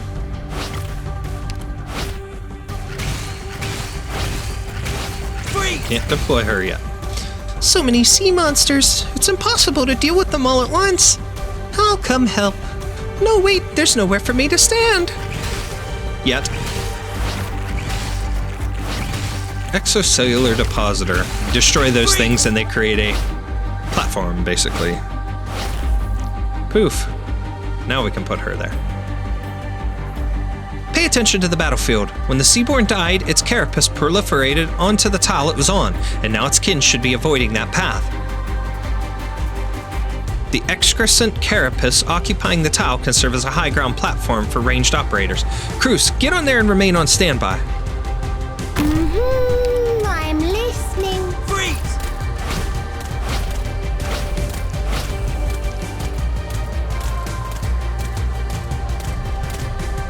Another sea monster swarm! Make sure to use our waterway beacons. Allied units deployed on high ground tiles adjacent to a waterway beacon can charge it. The more operators surrounding the beacon, the faster it can charge up. But there aren't any high ground tiles around this beacon. We'll make them. There you are. Use the Seaborn's carapace proliferation on death as we did earlier to create excrescent carapaces for our high ground. Operators to deploy on it. Here I am.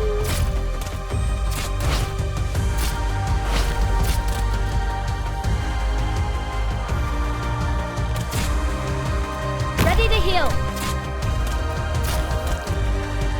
There you are. There we go.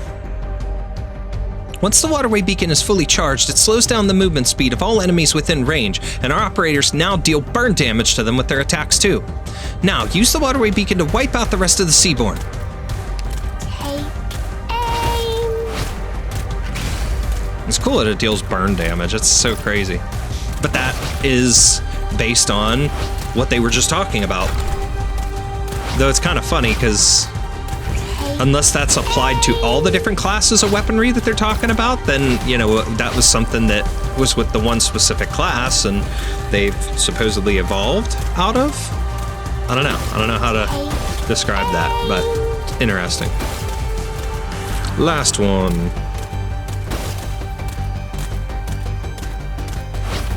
Mission accomplished. Looking after everyone's health is my greatest motivation. Alrighty. Hibiscus. Okay, let's do BP-2. There are 8 total stages, but, well, technically 9. There's a 9th stage that's like an enemy siege type stage. It's kind of random at the end. It's interesting, but we have a couple story 2 and story 3, so. No one has been here the whole time. Affirmative. No signs that the little handy's logs have been altered either. Excuse me, how do I view those records? Grant her the permissions. Yes, ma'am. Ah, very nice. Sekunda takes a device from her belt and dances her pen across its surface, leaving trails like a labyrinth of seaweeds. What's your perfecta doing? She scribbles whenever she's thinking, says it helps her organize her thoughts. It's a habit she's had ever since she was a researcher. No one else can decipher what she's writing, or drawing? Not even that's clear. She's the only one who can parse it. Books are arranged by thickness, shell decorations by size, data downloaded from the Sophan Theatrum by time, seaweed cream to prevent dry skin. Is it because Miliarium is approaching the coast? There's enough to last 3 years. An ordinary age or woman, cautious, timid even, matches the data from the Institute of Development Planning. Those hydrophonic tanks. What are those boxes for? Why put them on the wall if they're empty? Yes, the hydroponic boxes may provide a lead. Scan all equipment in the room related to plant cultivation. Yes, ma'am. Also, pull whatever you can from Tullia's files. Education, employment, hobbies, anything that might be relevant. She previously worked at the Institute of Ecological Art, with a focus on the cultivation of endangered seaweed. To quote straight from the IEA's files, the artist has carefully cultivated these deep-sea seaweeds to weave a dynamic, ever-evolving portrait of life as they grow. These hydroponic boxes were Tullia's belongings. Images of her artwork are also available. How beautiful. They look like they've been left empty for quite some time. According to the files, she joined the Waterway program after a reassignment. She wouldn't have abandoned her old life for no reason. True, her disappearance may very well be related to her career change. How's that scan coming? Nothing unusual with the cultivation equipment, but we found an operating log in the integrated terminal. 2 days before she went missing, she downloaded some data from the beacon tower, control center, and made a backup. We were unable to locate the file itself, though. Try to backtrack her steps. Contact the control center and trace the data from their downloaded logs. If she was still going to work before she disappeared, couldn't her friends or colleagues know something? Perhaps. What's the situation on her social relationships? What about the person who made the report? We've arranged a questioning. It's an interesting, looks like he's carrying some sort of a laser rifle or whatever. It's real cool. Anything I can help you with, Jordy? Sorry, I have so many questions. I don't know where to start. This, metal tree? Do I just ask it? I've heard legends of ancient trees acting as repositories of knowledge, but I've never seen anything like this. This coral-shaped integrated terminal is the culmination of centuries of Aegir's knowledge and culture. Everything we think, know, create, appreciate, and even the questions we have yet to answer. They're all here.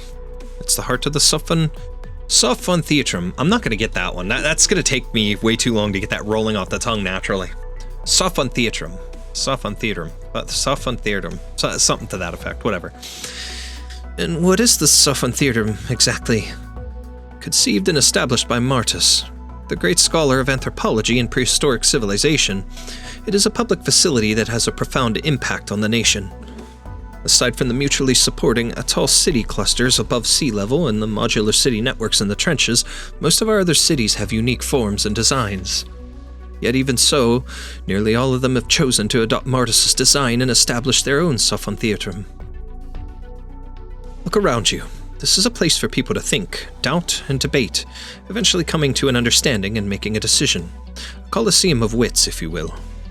The most complex equations, the most ancient drawings, the most beautiful songs, and the most well-traveled roads are all born here. I believe this is exactly what Martus himself wanted. You keep mentioning this Martus. What kind of man was he? Simply listing all his contributions to Aegir would take an entire day, perhaps more. But I do happen to have some insight into his personality. Oh, you knew him? No, he lived more than 2 centuries ago. He'd been gone from Aegir long before I was born, but our professors liked to speak his eccentricities. He was unmatched in theoretical and deductive reasoning, yet was always reluctant to draw a conclusion. Even on issues where the answer was plain to all, he would refuse to put the question to rest until after an extended debate with himself. Some would say that trapping himself in an endless debate showed he cared too much about the value and the meaning of things. But is that not in our human nature? Which is why he built the Sophon Theatrum. We needed a place where we could engage in intellectual discourse, both with ourselves and with others. I wouldn't say I'm up for a debate, but I do have a lot of questions. Should I ask you, myself, or this terminal? It seems our little discussion must give way to a greater showdown. What do you mean? They're holding a tribunal, and it concerns 3 of those you arrived with. The Abyssal Hunters?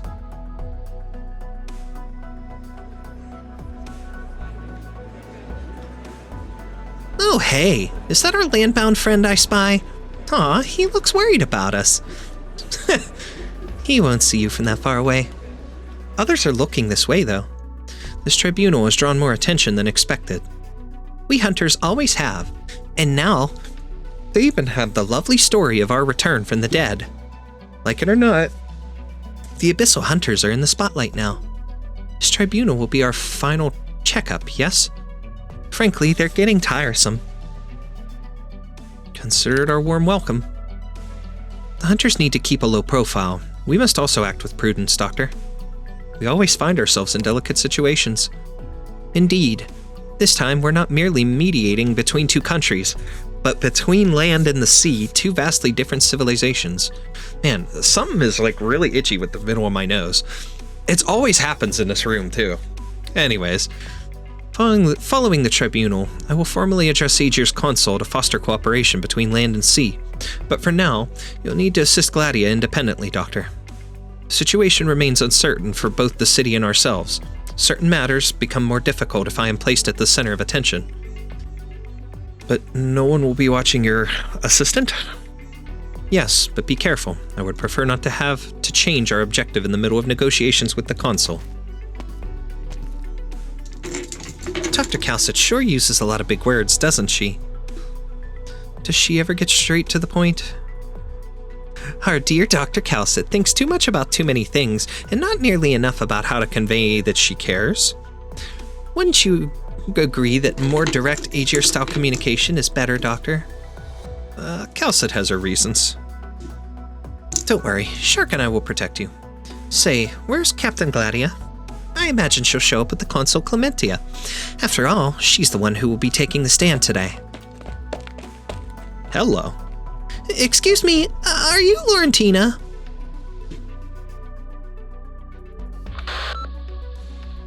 I had a hunch I'd find you here, Advisor.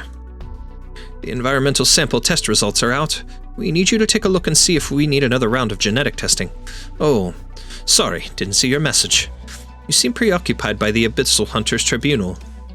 You used to work at the Abyssal Hunter Lab, right? I'd rather not talk about it. But yes, I was researching gene splicing methods that would provide a safer and more effective way to perform the Hunter modifications. But you didn't like the program?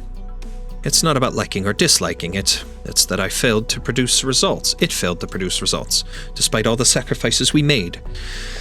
But what matters now is that they're alive. Gladiia and the others. I have to be here if only for them. Or are you too close? Ha! If only she thought so too.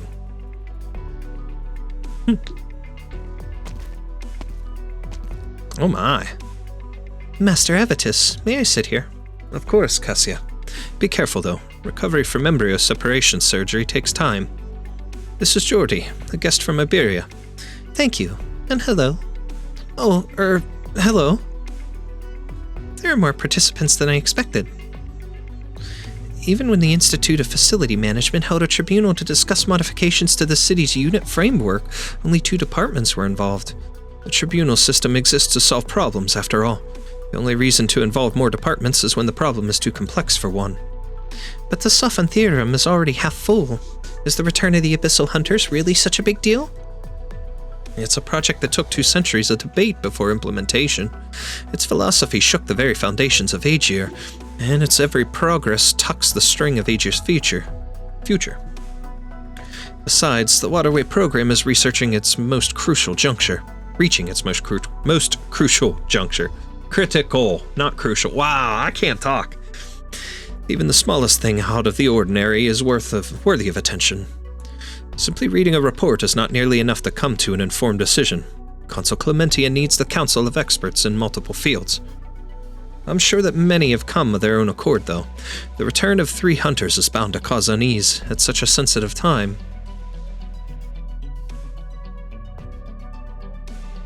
I'm not really here for the tribunal, but I heard you might make an appearance, so... And who might you be? Oh, sorry. I'm Lucilla. I had the honor of meeting your parents once.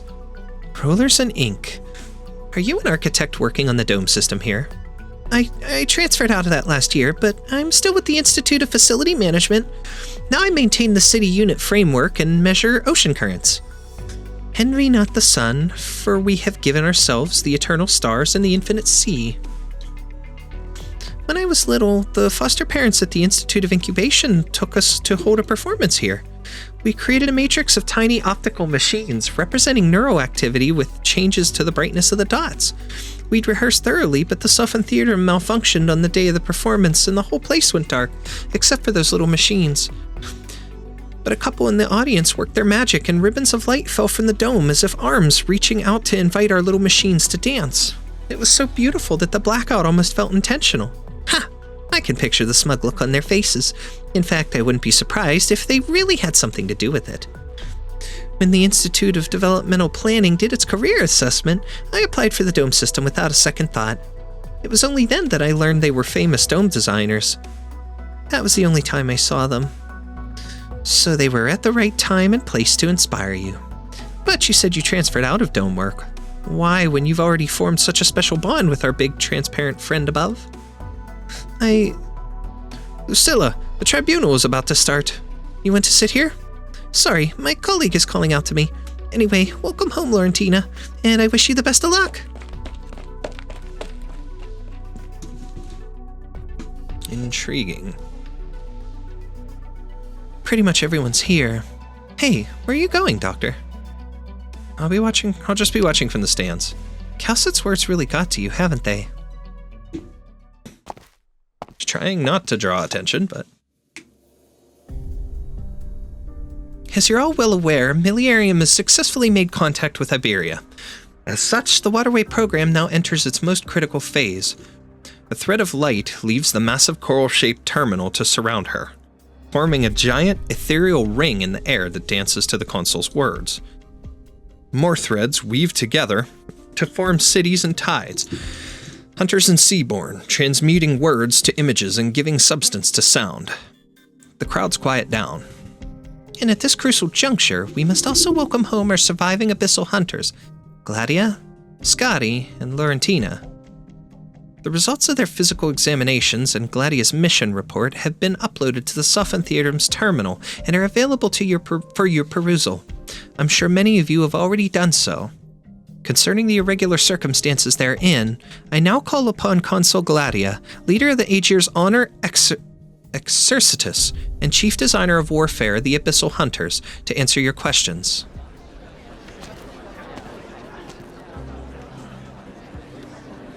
You navigate through several rows of Aegir and sit in one of the back rows. With plenty of room around you, you have a clear view of everything happening in the Sophan Theatrum. The tribunal has already begun. The speakers do not raise their voices, yet every word is clear in the massive ring-like structure. Gladiia steps forward, drawing everyone's gaze. Suddenly, you hear footsteps so soft they are almost inaudible, like a shadow from the somber dome touching the floor. Not a sound, or I'll crush your throat. Ulpianus! I'd have just been like, okay. Well, without the okay part, because, I don't want, Sorry, Opie. I ain't here to, fight you. Remember, our purpose Fish are friends, is not violence food. itself, but rather the victory it You know what? brings. We're gonna do one of these. Create a diversion. It is your tyrannies that fuel this flame. This will keep you quiet. Need speed to succeed. Okay, so how about put him out? I speak.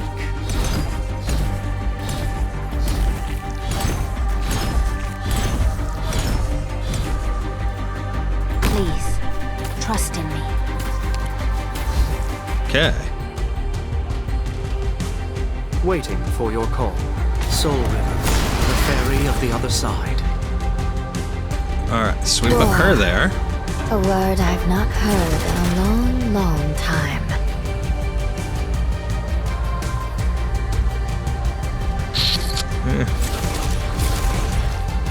I wasn't supposed to sow the mountains when summer leaves the white dew. Alright, so I really don't See need the her now. plains when equinox paints russet hue.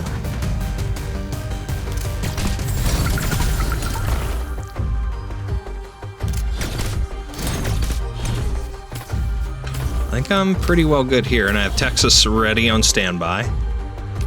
Got my others ready to rock. So you wrapped you always so focused on the ground. But have you forgotten to look above? I like that dialogue line. That's just I like, hear the Empyrean, the reversal of fighting. Flesh and bone bears I am doublet.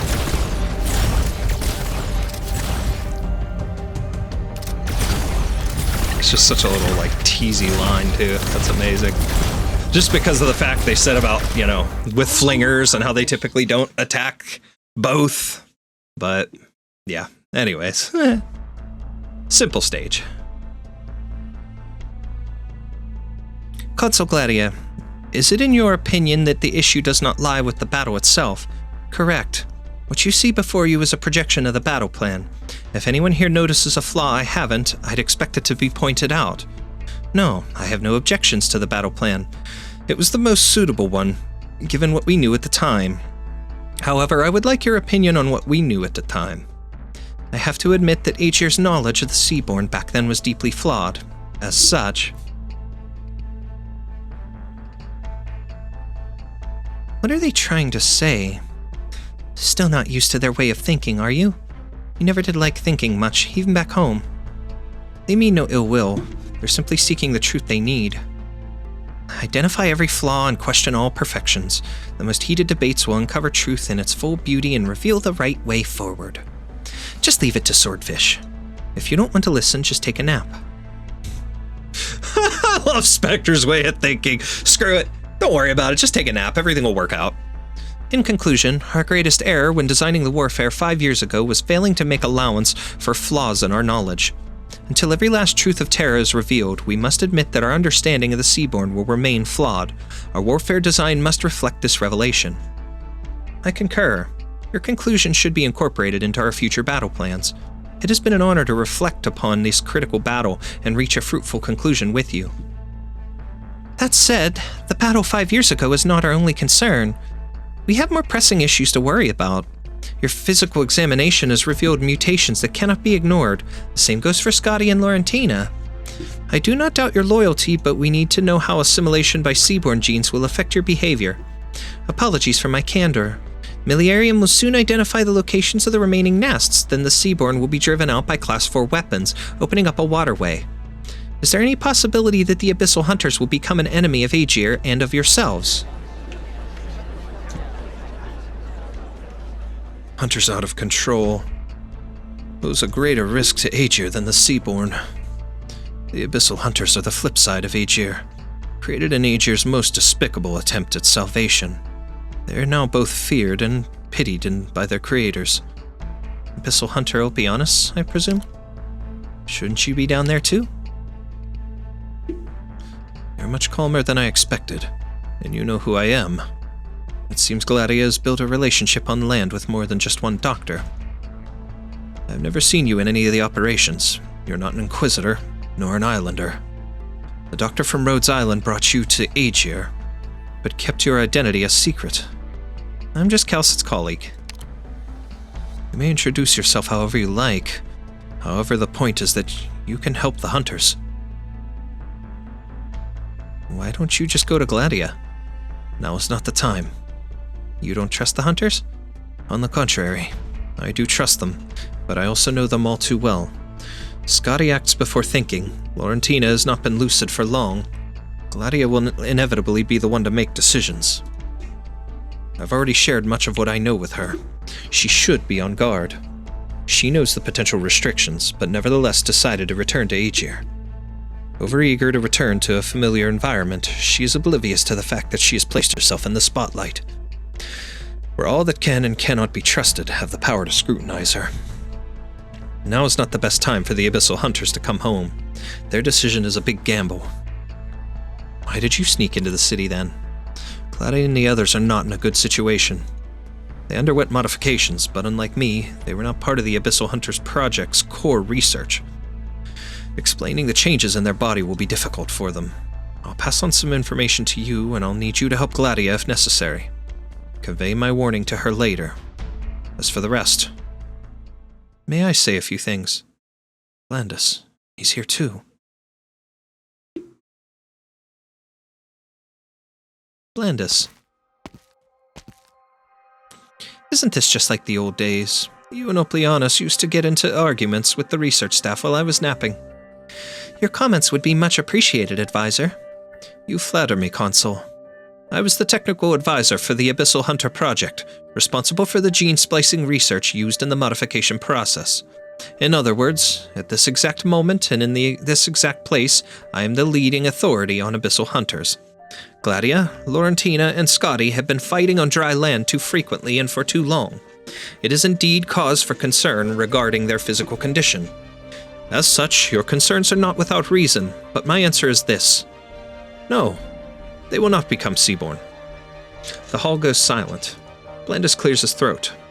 Let me try to explain this in layman's terms.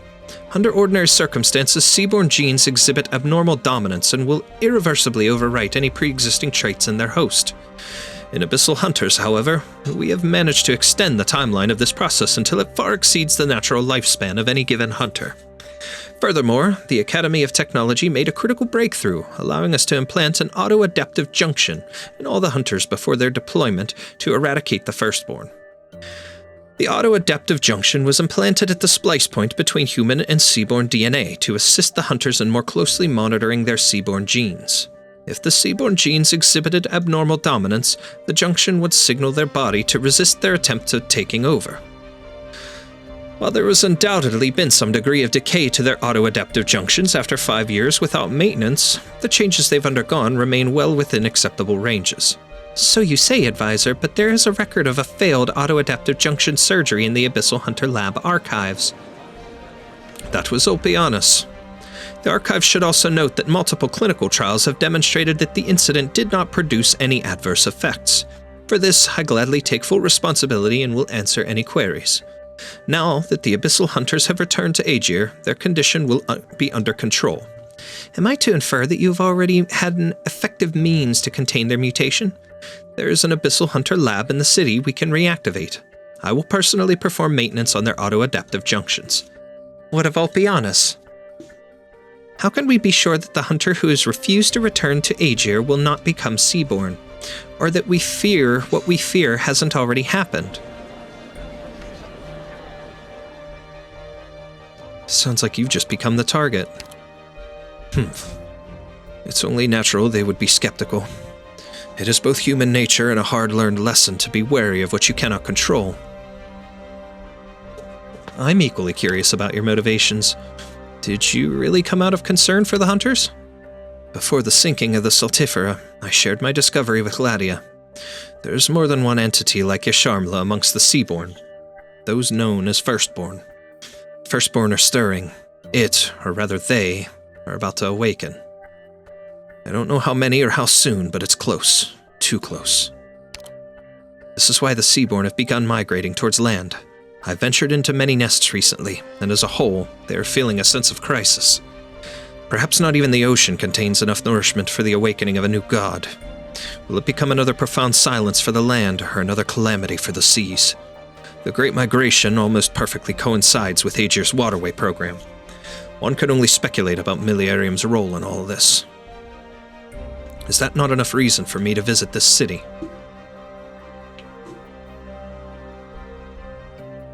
The Seaborn have proliferated independently, driven by their instincts, but they came from the Firstborn and cannot defy their fundamental nature. In other words, even in the death of the Firstborn failed to halt their evolution. It should not have caused the rapid emergence of new, previously undocumented traits. I believe I had already addressed that in my report. Yes, the multiple Firstborn hypothesis. A logical enough explanation, but that is exactly why I'm skeptical of Ulpianus. Our well-laid plans ended in failure. The 3 surviving hunters washed ashore on unfamiliar land before being reunited with the hunter who was last to leave the nest. The information Ulpianus brought, that there were more than one Firstborn in the ocean, is more than shocking. It's highly effective. Effective in explaining why the Seaborn's actions have become more disruptive despite your success with the mission objective. Effective in addressing all our questions. And why does that make you skeptical? Because it's an answer so perfect that it's either the incontrovertible truth, or was designed specifically to put our questions to rest. Whether or not to believe the information he gave you will have an enormous impact on our warfare design. If Ulpianus lives, then the most effective way to verify his claims would be to track him down, perhaps even question him directly. You have been quiet, Advisor Blandus. Do you have anything to add regarding Ulpianus? You were once students under the same mentor, and it was your trust in him that led you to join the Abyssal Hunter Project despite your reservations. But I also trust your knowledge and ethics as an Aegir. You need not recuse yourself. All I can say, Madam Consul, is that I can be accountable for every word I say here at this tribunal. I will not intentionally put forward a hypothesis in this favor, nor will I make any conjectures that could hurt him. That is all. So in a way, he's protecting Ulpianus. He doesn't believe anything could go wrong, but he doesn't want to say anything that could be damaging. Sounds like you two are pretty close. Ulpianus does not answer. The questioning continues, but Blandus says no more. Suddenly he looks up towards you, as though he sensed something. You meet his weary gaze across the length of the Sophan Theatre. He seems to have noticed something. The consul next to him and several other Aegir catch that particular moment, and some of them follow his gaze. You look to your side and find the seat empty. Sorry, am I interrupting?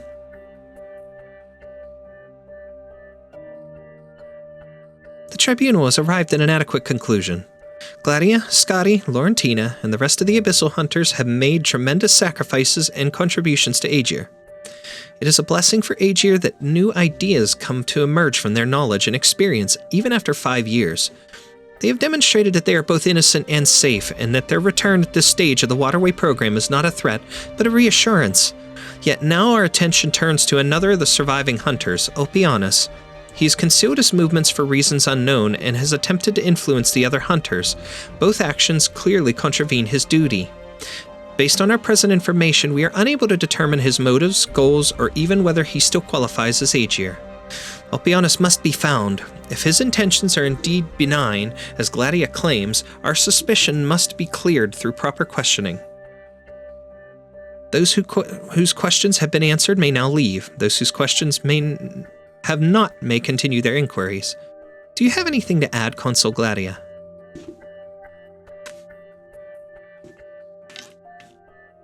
The coral-shaped terminal at the center of the Saffron Theater slowly closes and sinks into the ground. The space is now flat and empty, like a stage ready for a new play. Gladiia stands alone on it. I have told you all I know. I have no objections to the tribunal's conclusion, nor to the suspicions cast upon Ulpianus. People begin to file out, many turning to nod towards Gladiia as they reach the exit. The remaining audience continue to ask questions, and Gladiia responds to each one, whether she is able to answer or not. The water caustics cast by the dome weave a picture of light and shadow with the ring of light surrounding the space, dancing on Gladia's expressionless face. Even as an Aegir, I find this hard to understand sometimes. They fling words at her like spears one moment, then thank her for her contributions the next. They're sincere, you know? Science requires people to separate facts from feelings, and they're good at it. I know, I'm just... Never mind. As for Captain Ulpianus, all they have are suspicions. Swordfish, the doctor, Calcit... Someone will think of a way. What next? We wait for Swordfish, which unfortunately will take a while. You're sighing too? She used to visit the Saffron Theater to watch plays whenever there wasn't a mission. Sometimes I went with her. Captain Gladiia. She's fairly well versed in the arts. Her mother's influence, supposedly. Unlike everyone else, however, she liked the highest, furthest seats, so would always end up having to sit apart from her. Why? For her, keeping the distance helps filter out the noise. Ignoring some of the finer details makes it easier for her to fully immerse herself in the story. Right now, though, she's the one at center stage. She's lost her accustomed sense of distance, becoming the subject of judgment, scrutiny, and discussion. No one in her position can remain unperturbed. I'm starting to get why I sighed. Why? Because now, only now does it feel like we're back. Are we done yet? Interesting. What are you looking all smug for? These Stronzi have already wasted too much of our time. Are you sure about that? Alright, let's do one more for this part. We'll do BP-3.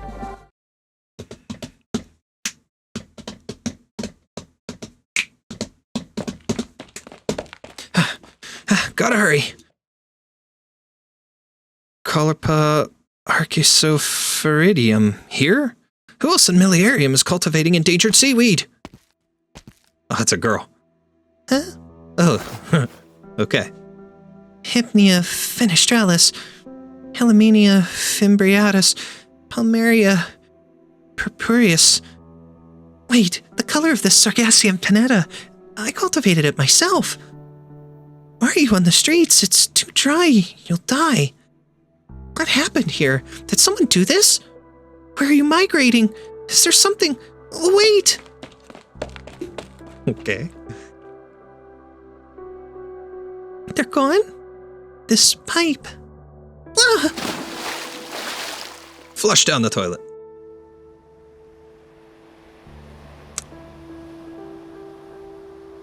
This is... What's going on? The rumbling. Is the city moving? Something's moving. Who's there?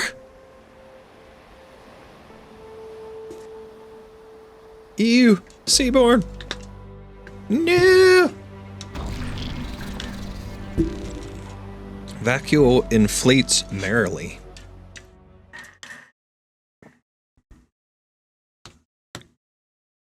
Is that the girl they're looking for? The researcher? I hope I'm not interrupting anything. Not at all. Lucilla and I were just performing regular inspections and maintenance on the city's unit framework. Still no sign of Tulia.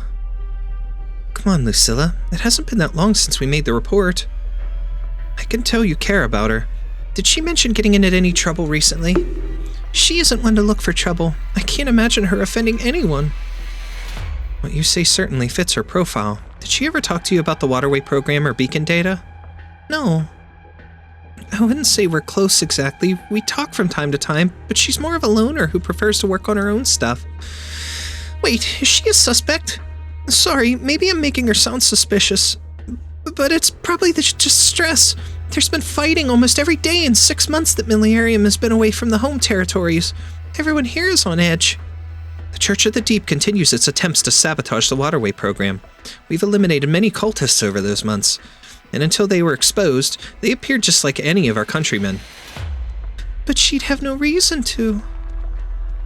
Well, to be honest, I've never quite understood why she chose to join the waterway program. What do you mean, ma'am? You already know that she's used to work at the Institute of Ecological Art, right? The IEA moved to another city when this one evacuated its original position and received new battle orders. Right, and she had the chance to go with them to continue her work, but instead she chose to... Sorry to interrupt, but could you explain more about this evacuation you mentioned? You remember, don't you, Lucilla? You were working on the dome at the time, so you had the best view of the whole thing. Yeah. It was one of the Aegir's largest volcanic power stations, feeding countless laboratories, and Millenarium was responsible for its construction and defense. The city was parked beneath the power station. Through the dome, I could see its red glow illuminate the ocean for miles. The heat it generated attracted many different creatures. It was the largest endangered plants reserve in Aegir, and the ideal environment for Millenarium's ecological art to flourish. Then that light turned dark. Seaborn. Yeah. A year ago, swarms of Seaborn arrived on the ocean currents, and Millenarium ordered an emergency evacuation. Without the natural environment to support it, the Institute of Ecological Art, like other related institutions, was forced to relocate. But there was a full legion in the city. We could have retaken the power station. War orders from the waterway program had just arrived. Millenarium was in fact being strategically redeployed. I came here with the Legion after that. The lives of so many of our people were changed, including Lucilla. By the way, I transferred from the dome to groundwork because I was afraid of heights. Sorry, off topic. So you mean to say that Tulia might have had an ulterior motives for joining the waterway program? That is a serious accusation. I don't believe it either. No, I'm just telling you what I know. But it's undeniable that there are 100,000 souls in this city, and not all of them are fully committed to the waterway program. Most just carry on with their lives, not understanding the kind of path we're clearing out in the ocean. Even our Iberian guest came here to learn more about the program, didn't she? Whether Tulia is linked with the Church of the Deep or not, the fact remains that she made an unauthorized copy of data on the waterway program. We'll have to find her to learn why. But Millenarium isn't that big. She'd have been found by now, even if she were hiding between dome layers or in the corners of the circulation system. True, she may well have already left the city, but we were unable to find her biosignature in nearby waters. Nor were there any unscheduled ship movements at the port, and she couldn't have gone beyond our sensor range in just a few days using civilian deepwater equipment. However, the city did make a short movement around 30 hours ago to receive the Iberian mission. Perhaps...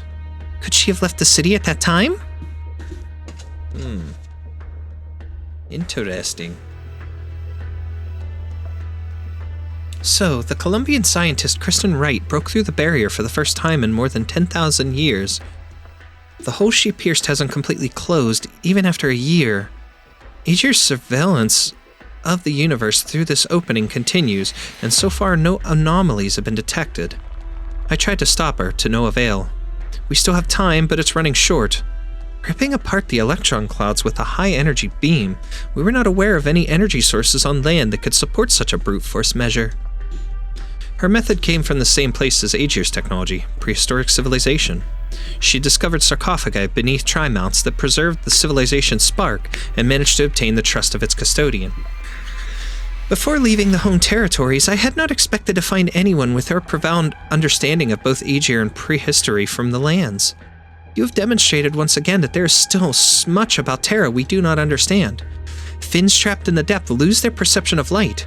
Likewise, our nation must continue to explore, even if we can no longer support grand expansions. The Stargate, the Twin Moons, the Barrier, the ruins in the Mantle. There is much on this planet that was not formed naturally. Our Voyager fleets, having traversed to the far side of the planet, have even detected highly unusual terrain concealed behind the distant dark fog. There, the sea currents abruptly cut off as though they had reached the end of the ocean. That is merely a hotbed that has long since cooled. The most important prehistoric relics lie in the Aegir heartlands. You know this, Madam Consul. The prehistoric ruins beneath the seabed are a gift from the ocean to Aegir. They nurtured your civilization, and have granted you power and knowledge far beyond the terrestrial nations, and with them responsibility. As you say, Dr. Calcit, responsibility. When did the land dwellers first start calling themselves human? When they lit the first fire with originium? Built their first city with stone and mud? On land, self-awareness and identity were established naturally over time. Even today, humanity is often defined in the narrowest terms. For the Aegir, it was conferred. We were not the same race as the predecessors, but we inherited their identity as we inherited their mantle. Thus, Aegir was born with a responsibility to humanity. The Seaborn will not compel us to abandon this duty. On the contrary, they add to its weight. You are indeed the right consul for Millenarium, Madam Consul. Where is this coming from? Your temperament. As Aegir, you are patient and kind. But that does not diminish the arrogance in your thinking. That is to say, Aegir's arrogance. I do not believe our conversations about the hole in the barrier, the ruins of the mantle, and even the future of civilization itself are merely small talk to lighten the mood. Just as I do not believe Aegir will rely on passive solutions. After all, isn't Millenarium's department from its home territories a proactive effort to create a new line of defense? So, my question is, Madam Consul, what is Aegir's endgame for the waterway? I have already told Gladiia. Aegir's answer, that which you would call arrogant. You have the right to know as well. There is much on this planet that was not formed naturally, and Aegir does not believe they are unrelated. Be they wonders like the Stargate and the Twin Moons, or calamities like Originium and the Seaborn, these phenomena cannot be random products of spontaneity. They must be interconnected in some way. To solve the Seaborn problem at its source and stop Terra's crisis, we need to fully understand Terra, including the hidden secrets of the land. But those are for the future. If you simply seek my answer for what's at hand, my endgame for the waterway is to ensure that hundreds of thousands of Millenarium's inhabitants and tens of thousands of Penal Battalion troops in Grand Pharaoh live to see Aegir's main force arrive. Distress signal. From the squadron tasked with beacon deployment at Nest 37.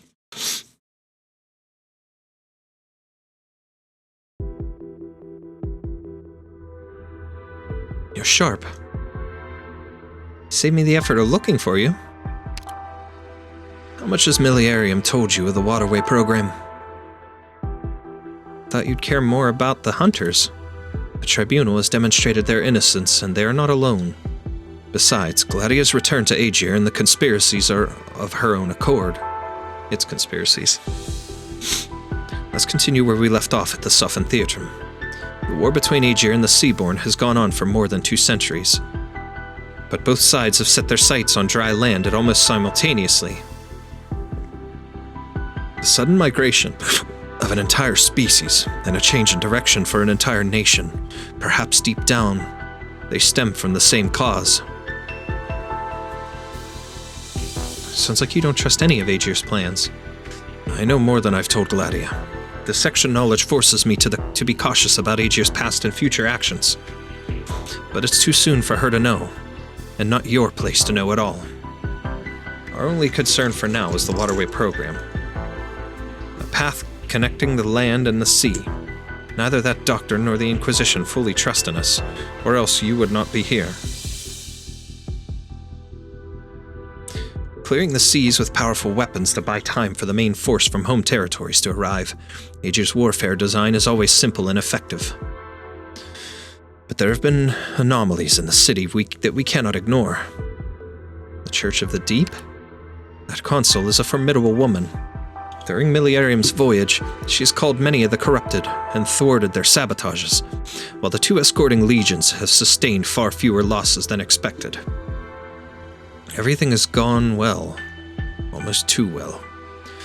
Now a staff member in the program has gone missing at the most crucial stage. This is just the beginning. I'm looking into it, and will eliminate any potential threats. I can enter most places and evade the Sea Patrol's regular rounds with ease, but I fear the problems run deeper.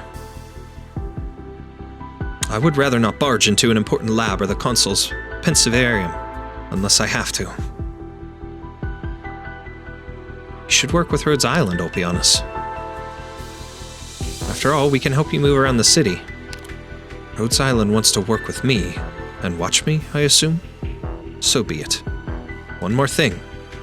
Skadi, if you truly care about the hunters, keep a close eye on her. Okay. Keep an eye on Skadi. Skadooby, how you doing? Anyways. 156, 157. Never seen a port this busy. Are things not going well on the front lines? You're still in the mood for music. Why not? Soon we might be too busy for it. There you are, Captain Gladiia. You went on to see Consul Clementia with Dr. Calcit right after the tribunal, right? How did it go?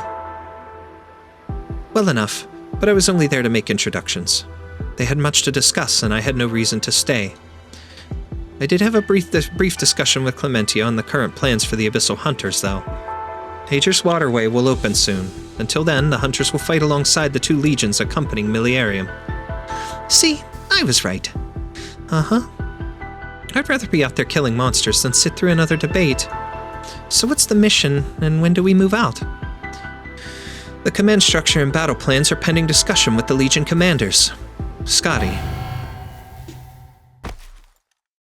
Hey, that's the emergency alarm, right? What happened? A Seaborn invasion? I am Consul Gladiia. Status report. Yes, ma'am. 2 squadrons from Legion X were sent here to deploy the beacon at Nest 37 today as planned, but we just received a distress signal. They were attacked by Seaborn on the way. The Seaborn were prepared. Unclear. The situation is still developing. The Academy of Technology hasn't had time to produce a report. Are there any corvettes on standby in the port? Always. You can claim one by logging into the terminal. Thank you. Keep me posted about the squadron's coordinates. Once close enough, the Abyssal Hunters will disembark and swim into battle. Roger. Laurentina, with me. Skadi, you stay behind. Captain? Don't overthink it. The contract between land and sea is paramount. Calcit can't be in 2 places at once, so I need you to keep the doctor safe. This is an order. Received.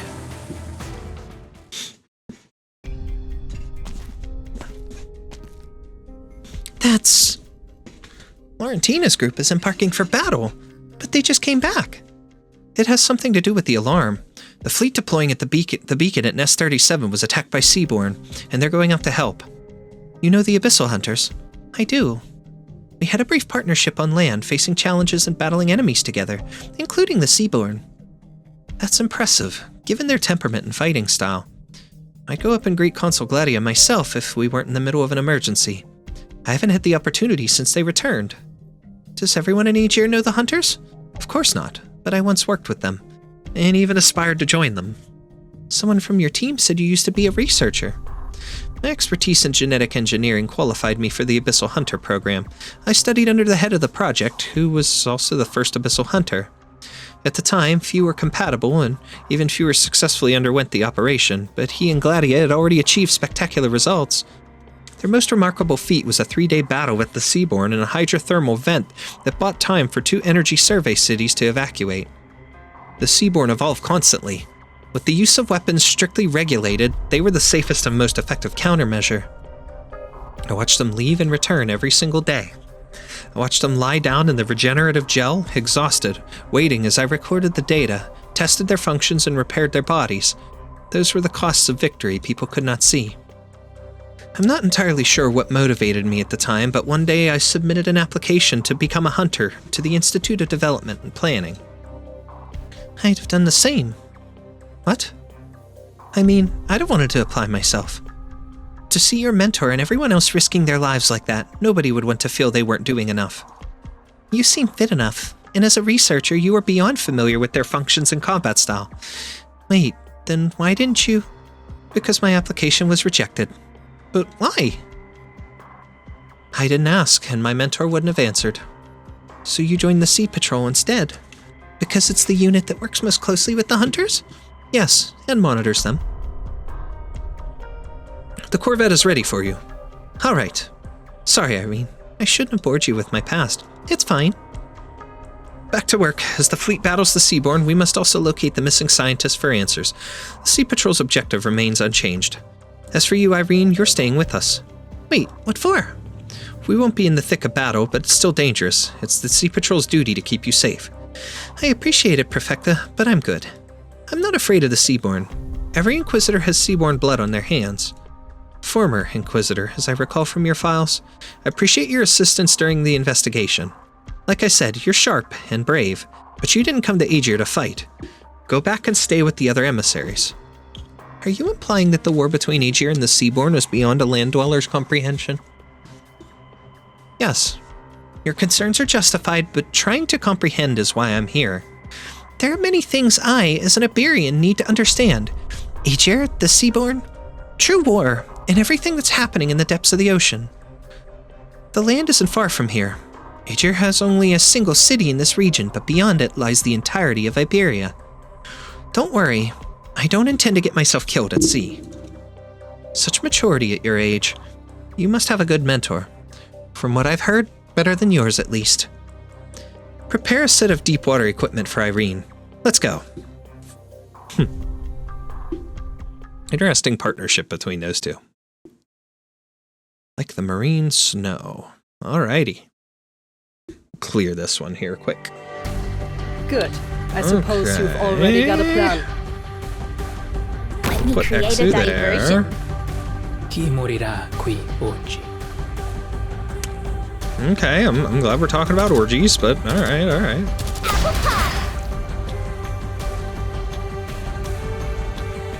Don't make this harder than it needs to be.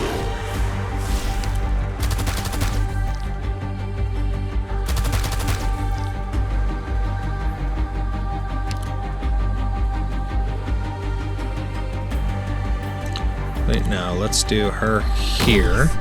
Trust in me. Okay. They'll be sleeping with the fiends in no time. Spring Put her breeze here. time. And then I will put either Logos or Wis'adel up here. Don't leave bloodstains. They're hard to clean. I wasn't supposed to branch and bone Let's their put weeds. Wis'adel. Mounds and ruins bloom fields.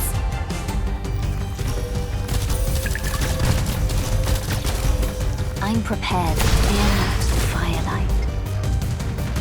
It's interesting. Very, very interesting. Okay, we are almost halfway. Now we're halfway. I think I'm good. I'm good with what I have out. I should be alright. We've got that done now, so we can pull him and we'll do this. The bell tolls.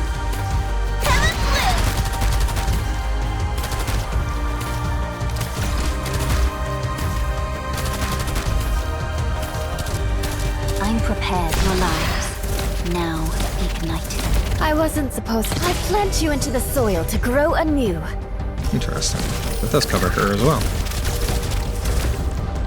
Dawn. The Revenant's Screw battle it. is always so focused on the ground.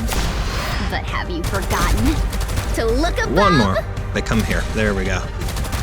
Boom! Alright. First 3 stages, fairly easy. Fairly easy. We'll get a little bit of a ramp up here in difficulty soon though. Audio log number 13. Unknown language, unknown time. The reactor of a United Star Line starship still burns so brightly. Since the atmosphere control center crashed, we've been shrouded in dull gray clouds. A radiant sight like this certainly lifts the spirit.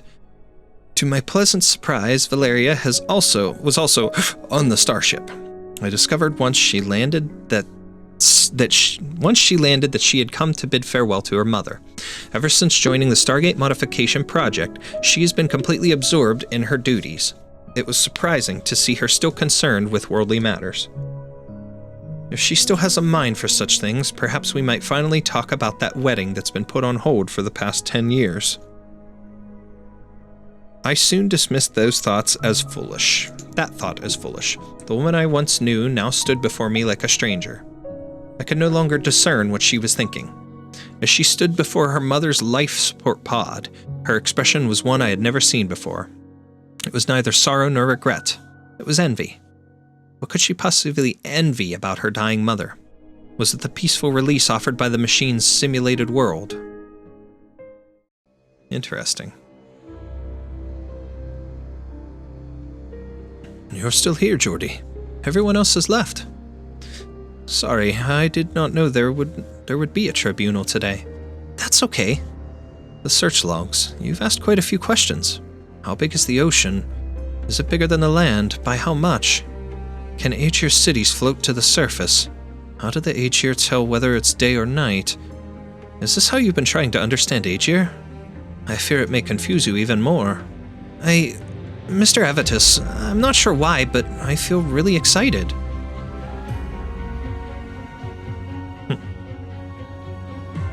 In the Inquisition's nautical charts, the ocean extends only a few nautical miles from shore before giving way to unknown regions marked in grayish blue. In some areas, we couldn't even get near the shore. But your charts are so detailed. Geological features, energy pockets, local fauna and flora. There are so many pages. I don't even know where to start. The forests at the heart of the ocean, icebergs that never melt, thermal vents deep in the trenches. For a moment, I thought that the land, sea, and sky were all mine for the taking, and that I simply need to reach out. I need simply reach out. Like everything was made for me. Sorry, that sounds really arrogant, does it? Quite the opposite, young man. It is but a most basic desire. But The young Aegir looks up and gazes at the coral-shaped terminal. Holographic images and words leap up and down, illuminating his soft eyes. I've been in Millenarium for a whole day now, but I can't handle your tech. I don't get your discussions, and I'm even lost with directions. The tribunal that just happened. I have no idea how you guys settled your disagreement. I did a search for Breogan, ship designer who I thought was my ancestor. I saw his face, heard his voice, and looked at his designs. Is there really anything I have in common with him? Would his descendants really turn out to be someone like me? I couldn't find a single sign that says I belong here. Aegir is like a lighthouse, bright and tall. I always knew it existed, but when I finally followed its light and reached its base, why do I feel lost instead?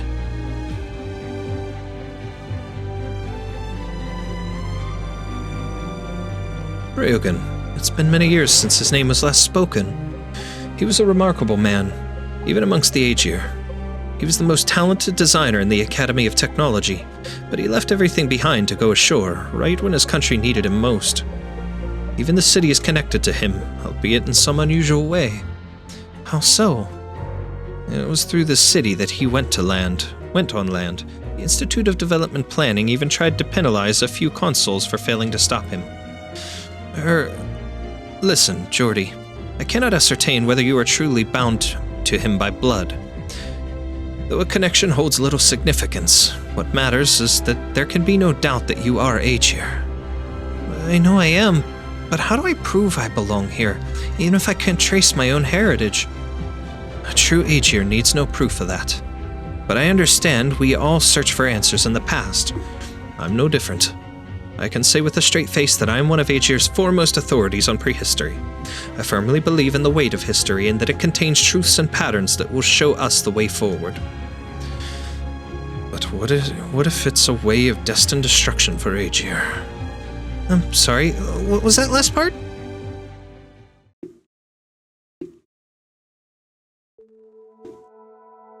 Are you alright, Skadi? Huh? Did you say something, Doctor? Sorry, I was just thinking about shark and swordfish.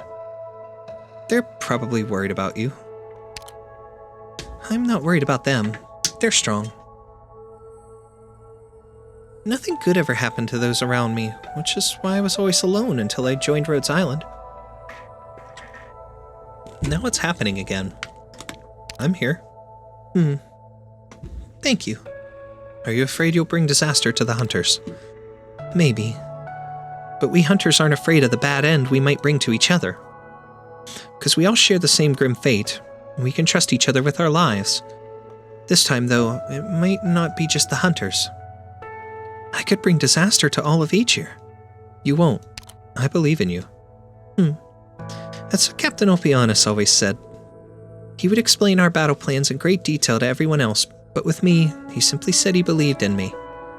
He believed I could complete my mission even if I couldn't memorize those complex strategies. And do you believe him?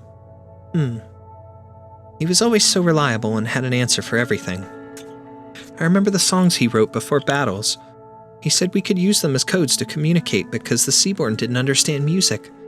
But I just liked the songs. He had a great sense of direction, too. He could always lead us all back. Even when we were lost in those maze-like nests. We could always count on him to point the way until the final battle. Yes, the first and fourth companies sacrificed themselves to clear a path, while the second held off the Seaborn that were rushing back. Captain Ulpianus led the charge and soon arrived at the target, the core organ of the Firstborn. Then we lost his signal. I thought he was dead, so it fell to me to deal the killing blow. But he wasn't. Yeah, I don't know what happened that day. I still don't know why he didn't come back. And the more I don't know, the more I feel like I need to do something. Trust your warrior's instincts, Skadi. Remember? Whoosh, pow, thud. Ha! Rush in with a whoosh, knock them down with a pow, and finish them with a thud. I remember. What the heck? What the heck, Doctor? What a weird way to put things. Anyways. Arrived at target coordinates. We came as fast as we could, though not fast enough, it seems. This is a graveyard. Interesting. Giant shipwrecks and Seaborn remains lie entangled in a grotesque embrace. Pale flakes descend like snow. While some have given it a more romanticized name, marine snow, it does little to hide its cruel nature. Fragments of organic matter, both Seaborn and human. The sweetness of blood and the stench of death, intensified by the cannon's lingering heat, spread with falling flakes. The Abyssal Hunter's strong sense of smell magnifies all of this, and Specter cannot help but cover her nose, as a shark. This shouldn't be unfamiliar to you, Shark. The fleet pins down the Seaborn with superior numbers as the hunters flank and eliminate the swarm's core. We've used this tactic often. This is the same scene we see each time we leave their nest. I know. Perhaps we spent too much time on land. It's not a pleasant thing to recall. 1 engineering mothership, 10 battleships, numerous smaller ships. The wreckage positions on the seabed indicate they stayed in formation. They were not taken by surprise. There are signs of gravitational distortion on nearby rocks. They tried to stop Seaborn using force fields. But the Seaborn were faster. The ships weren't even able to form a crossfire. They fought with them in close quarters. Something's not right. What's the matter? The squadron's destination was Nest 37, but all the ships appear to be headed for Militarium. Besides, now that the squadron is destroyed, why haven't the Seaborn made their next move? Swordfish! Let's go. Specter's eyes widened really weird there.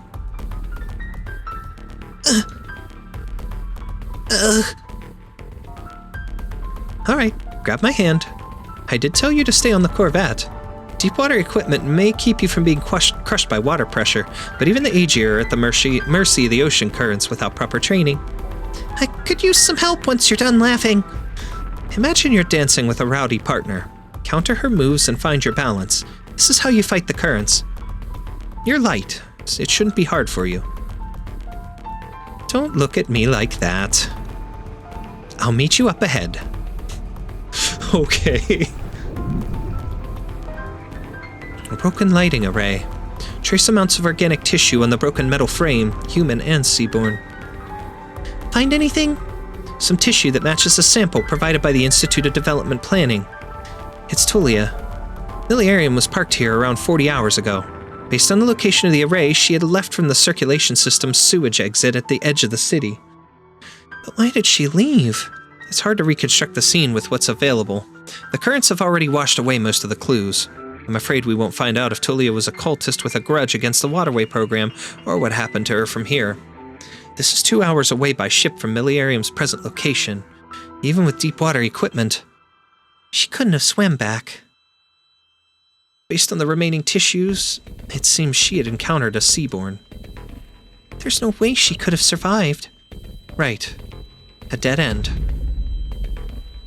That's the direction the Abyssal Hunters went. The battle may be fiercer than expected. The Waterway program is in its final phase. Once Nest 37 has been located, we can clear the Seaborn from this entire area and open up a waterway. This can't just be a coincidence. Could the incident with Tulia have something to do with the attack on the fleet? Or maybe her incident is just a red fin to distract the sea patrol. There are too many new uncertainties, as if everything's sucked into a giant vortex. Let's go back to the city for now.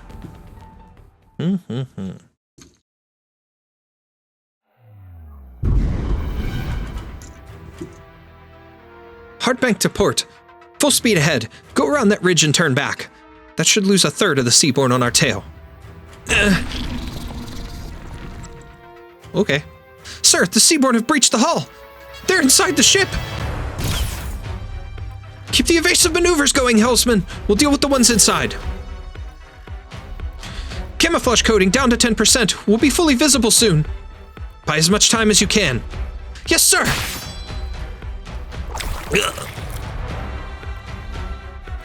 Take care of the rest, Shark. Abyssal Hunters. Gladiia. I recognize you, ma'am. Have the other ships made it safely back to Militarium, Madam Consul? Thank goodness.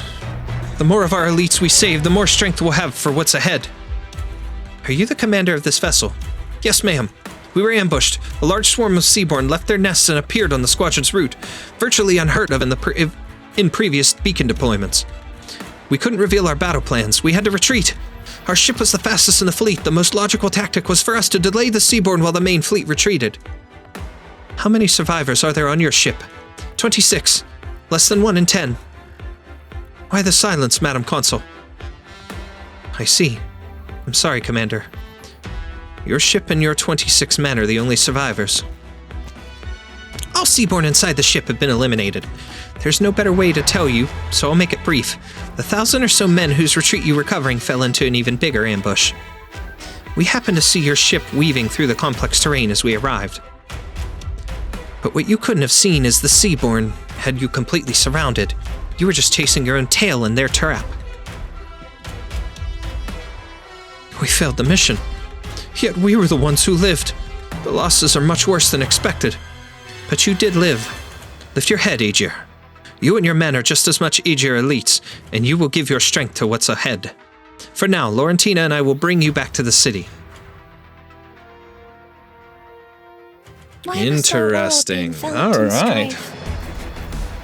Oops. All right. So that put us up to BP-3. Let's collect our stuff here. All right. Check that shop real quick. This one? Yes. Furniture, that kind of stuff. Okay. Interesting. And yeah, there's a skin for Manticore in there. All right. So that wraps up part 1 of our Path of Life playthrough. Now, we've got through the first story, the first tutorial, parts 1, 2, and 3. So we've got 4, 5, 6, 7, 8.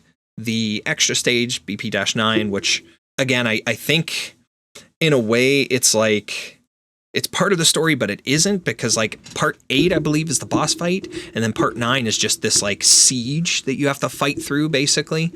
And there's a ton of enemies that come at you, and it's kind of like an annihilation stage in a way, kind of, but nonetheless, it's a difficult stage, but we'll get there. And then we have 2 more story pieces as well, story 2, story 3.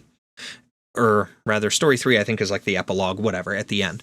Either way, that is where we're at here. Very interesting start to this, and I'm very curious what Ulpianus's motives are, what's going on with him, where he lies in all of this, and like why he's so questioning of the Aegir.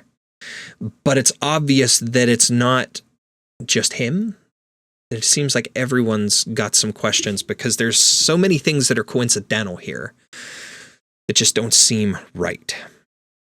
And with that being said, that opens a lot of possibilities for some hidden motives, ulterior motives, and various other things going on. But that is it for this part. I hope you guys enjoyed it. I will be getting part 2 and 3 out here hopefully soon. But with that being said, I'm anxious to finish this story as well and to find out the truth behind it all. But I do want to go back and play some of the other previous events, like Saltifera Navies and, again, Grinding the Knight's Treasure and different ones like that that incorporate these characters a little bit more, just because I have not been able to fully comprehend the Iberian coast stuff and the Seaborn and all that yet. So it would be very, very helpful knowledge-wise to go back and play this. So we'll do that soon. But for now, we're going to continue working on Path of Life and get this out there to you guys to enjoy. I appreciate you all for watching, for taking the time, for hanging out on my channel, watching these stories, commenting, helping me to continue to grow. You guys are awesome. And with that being said, that is it for this one. I will see you guys next time.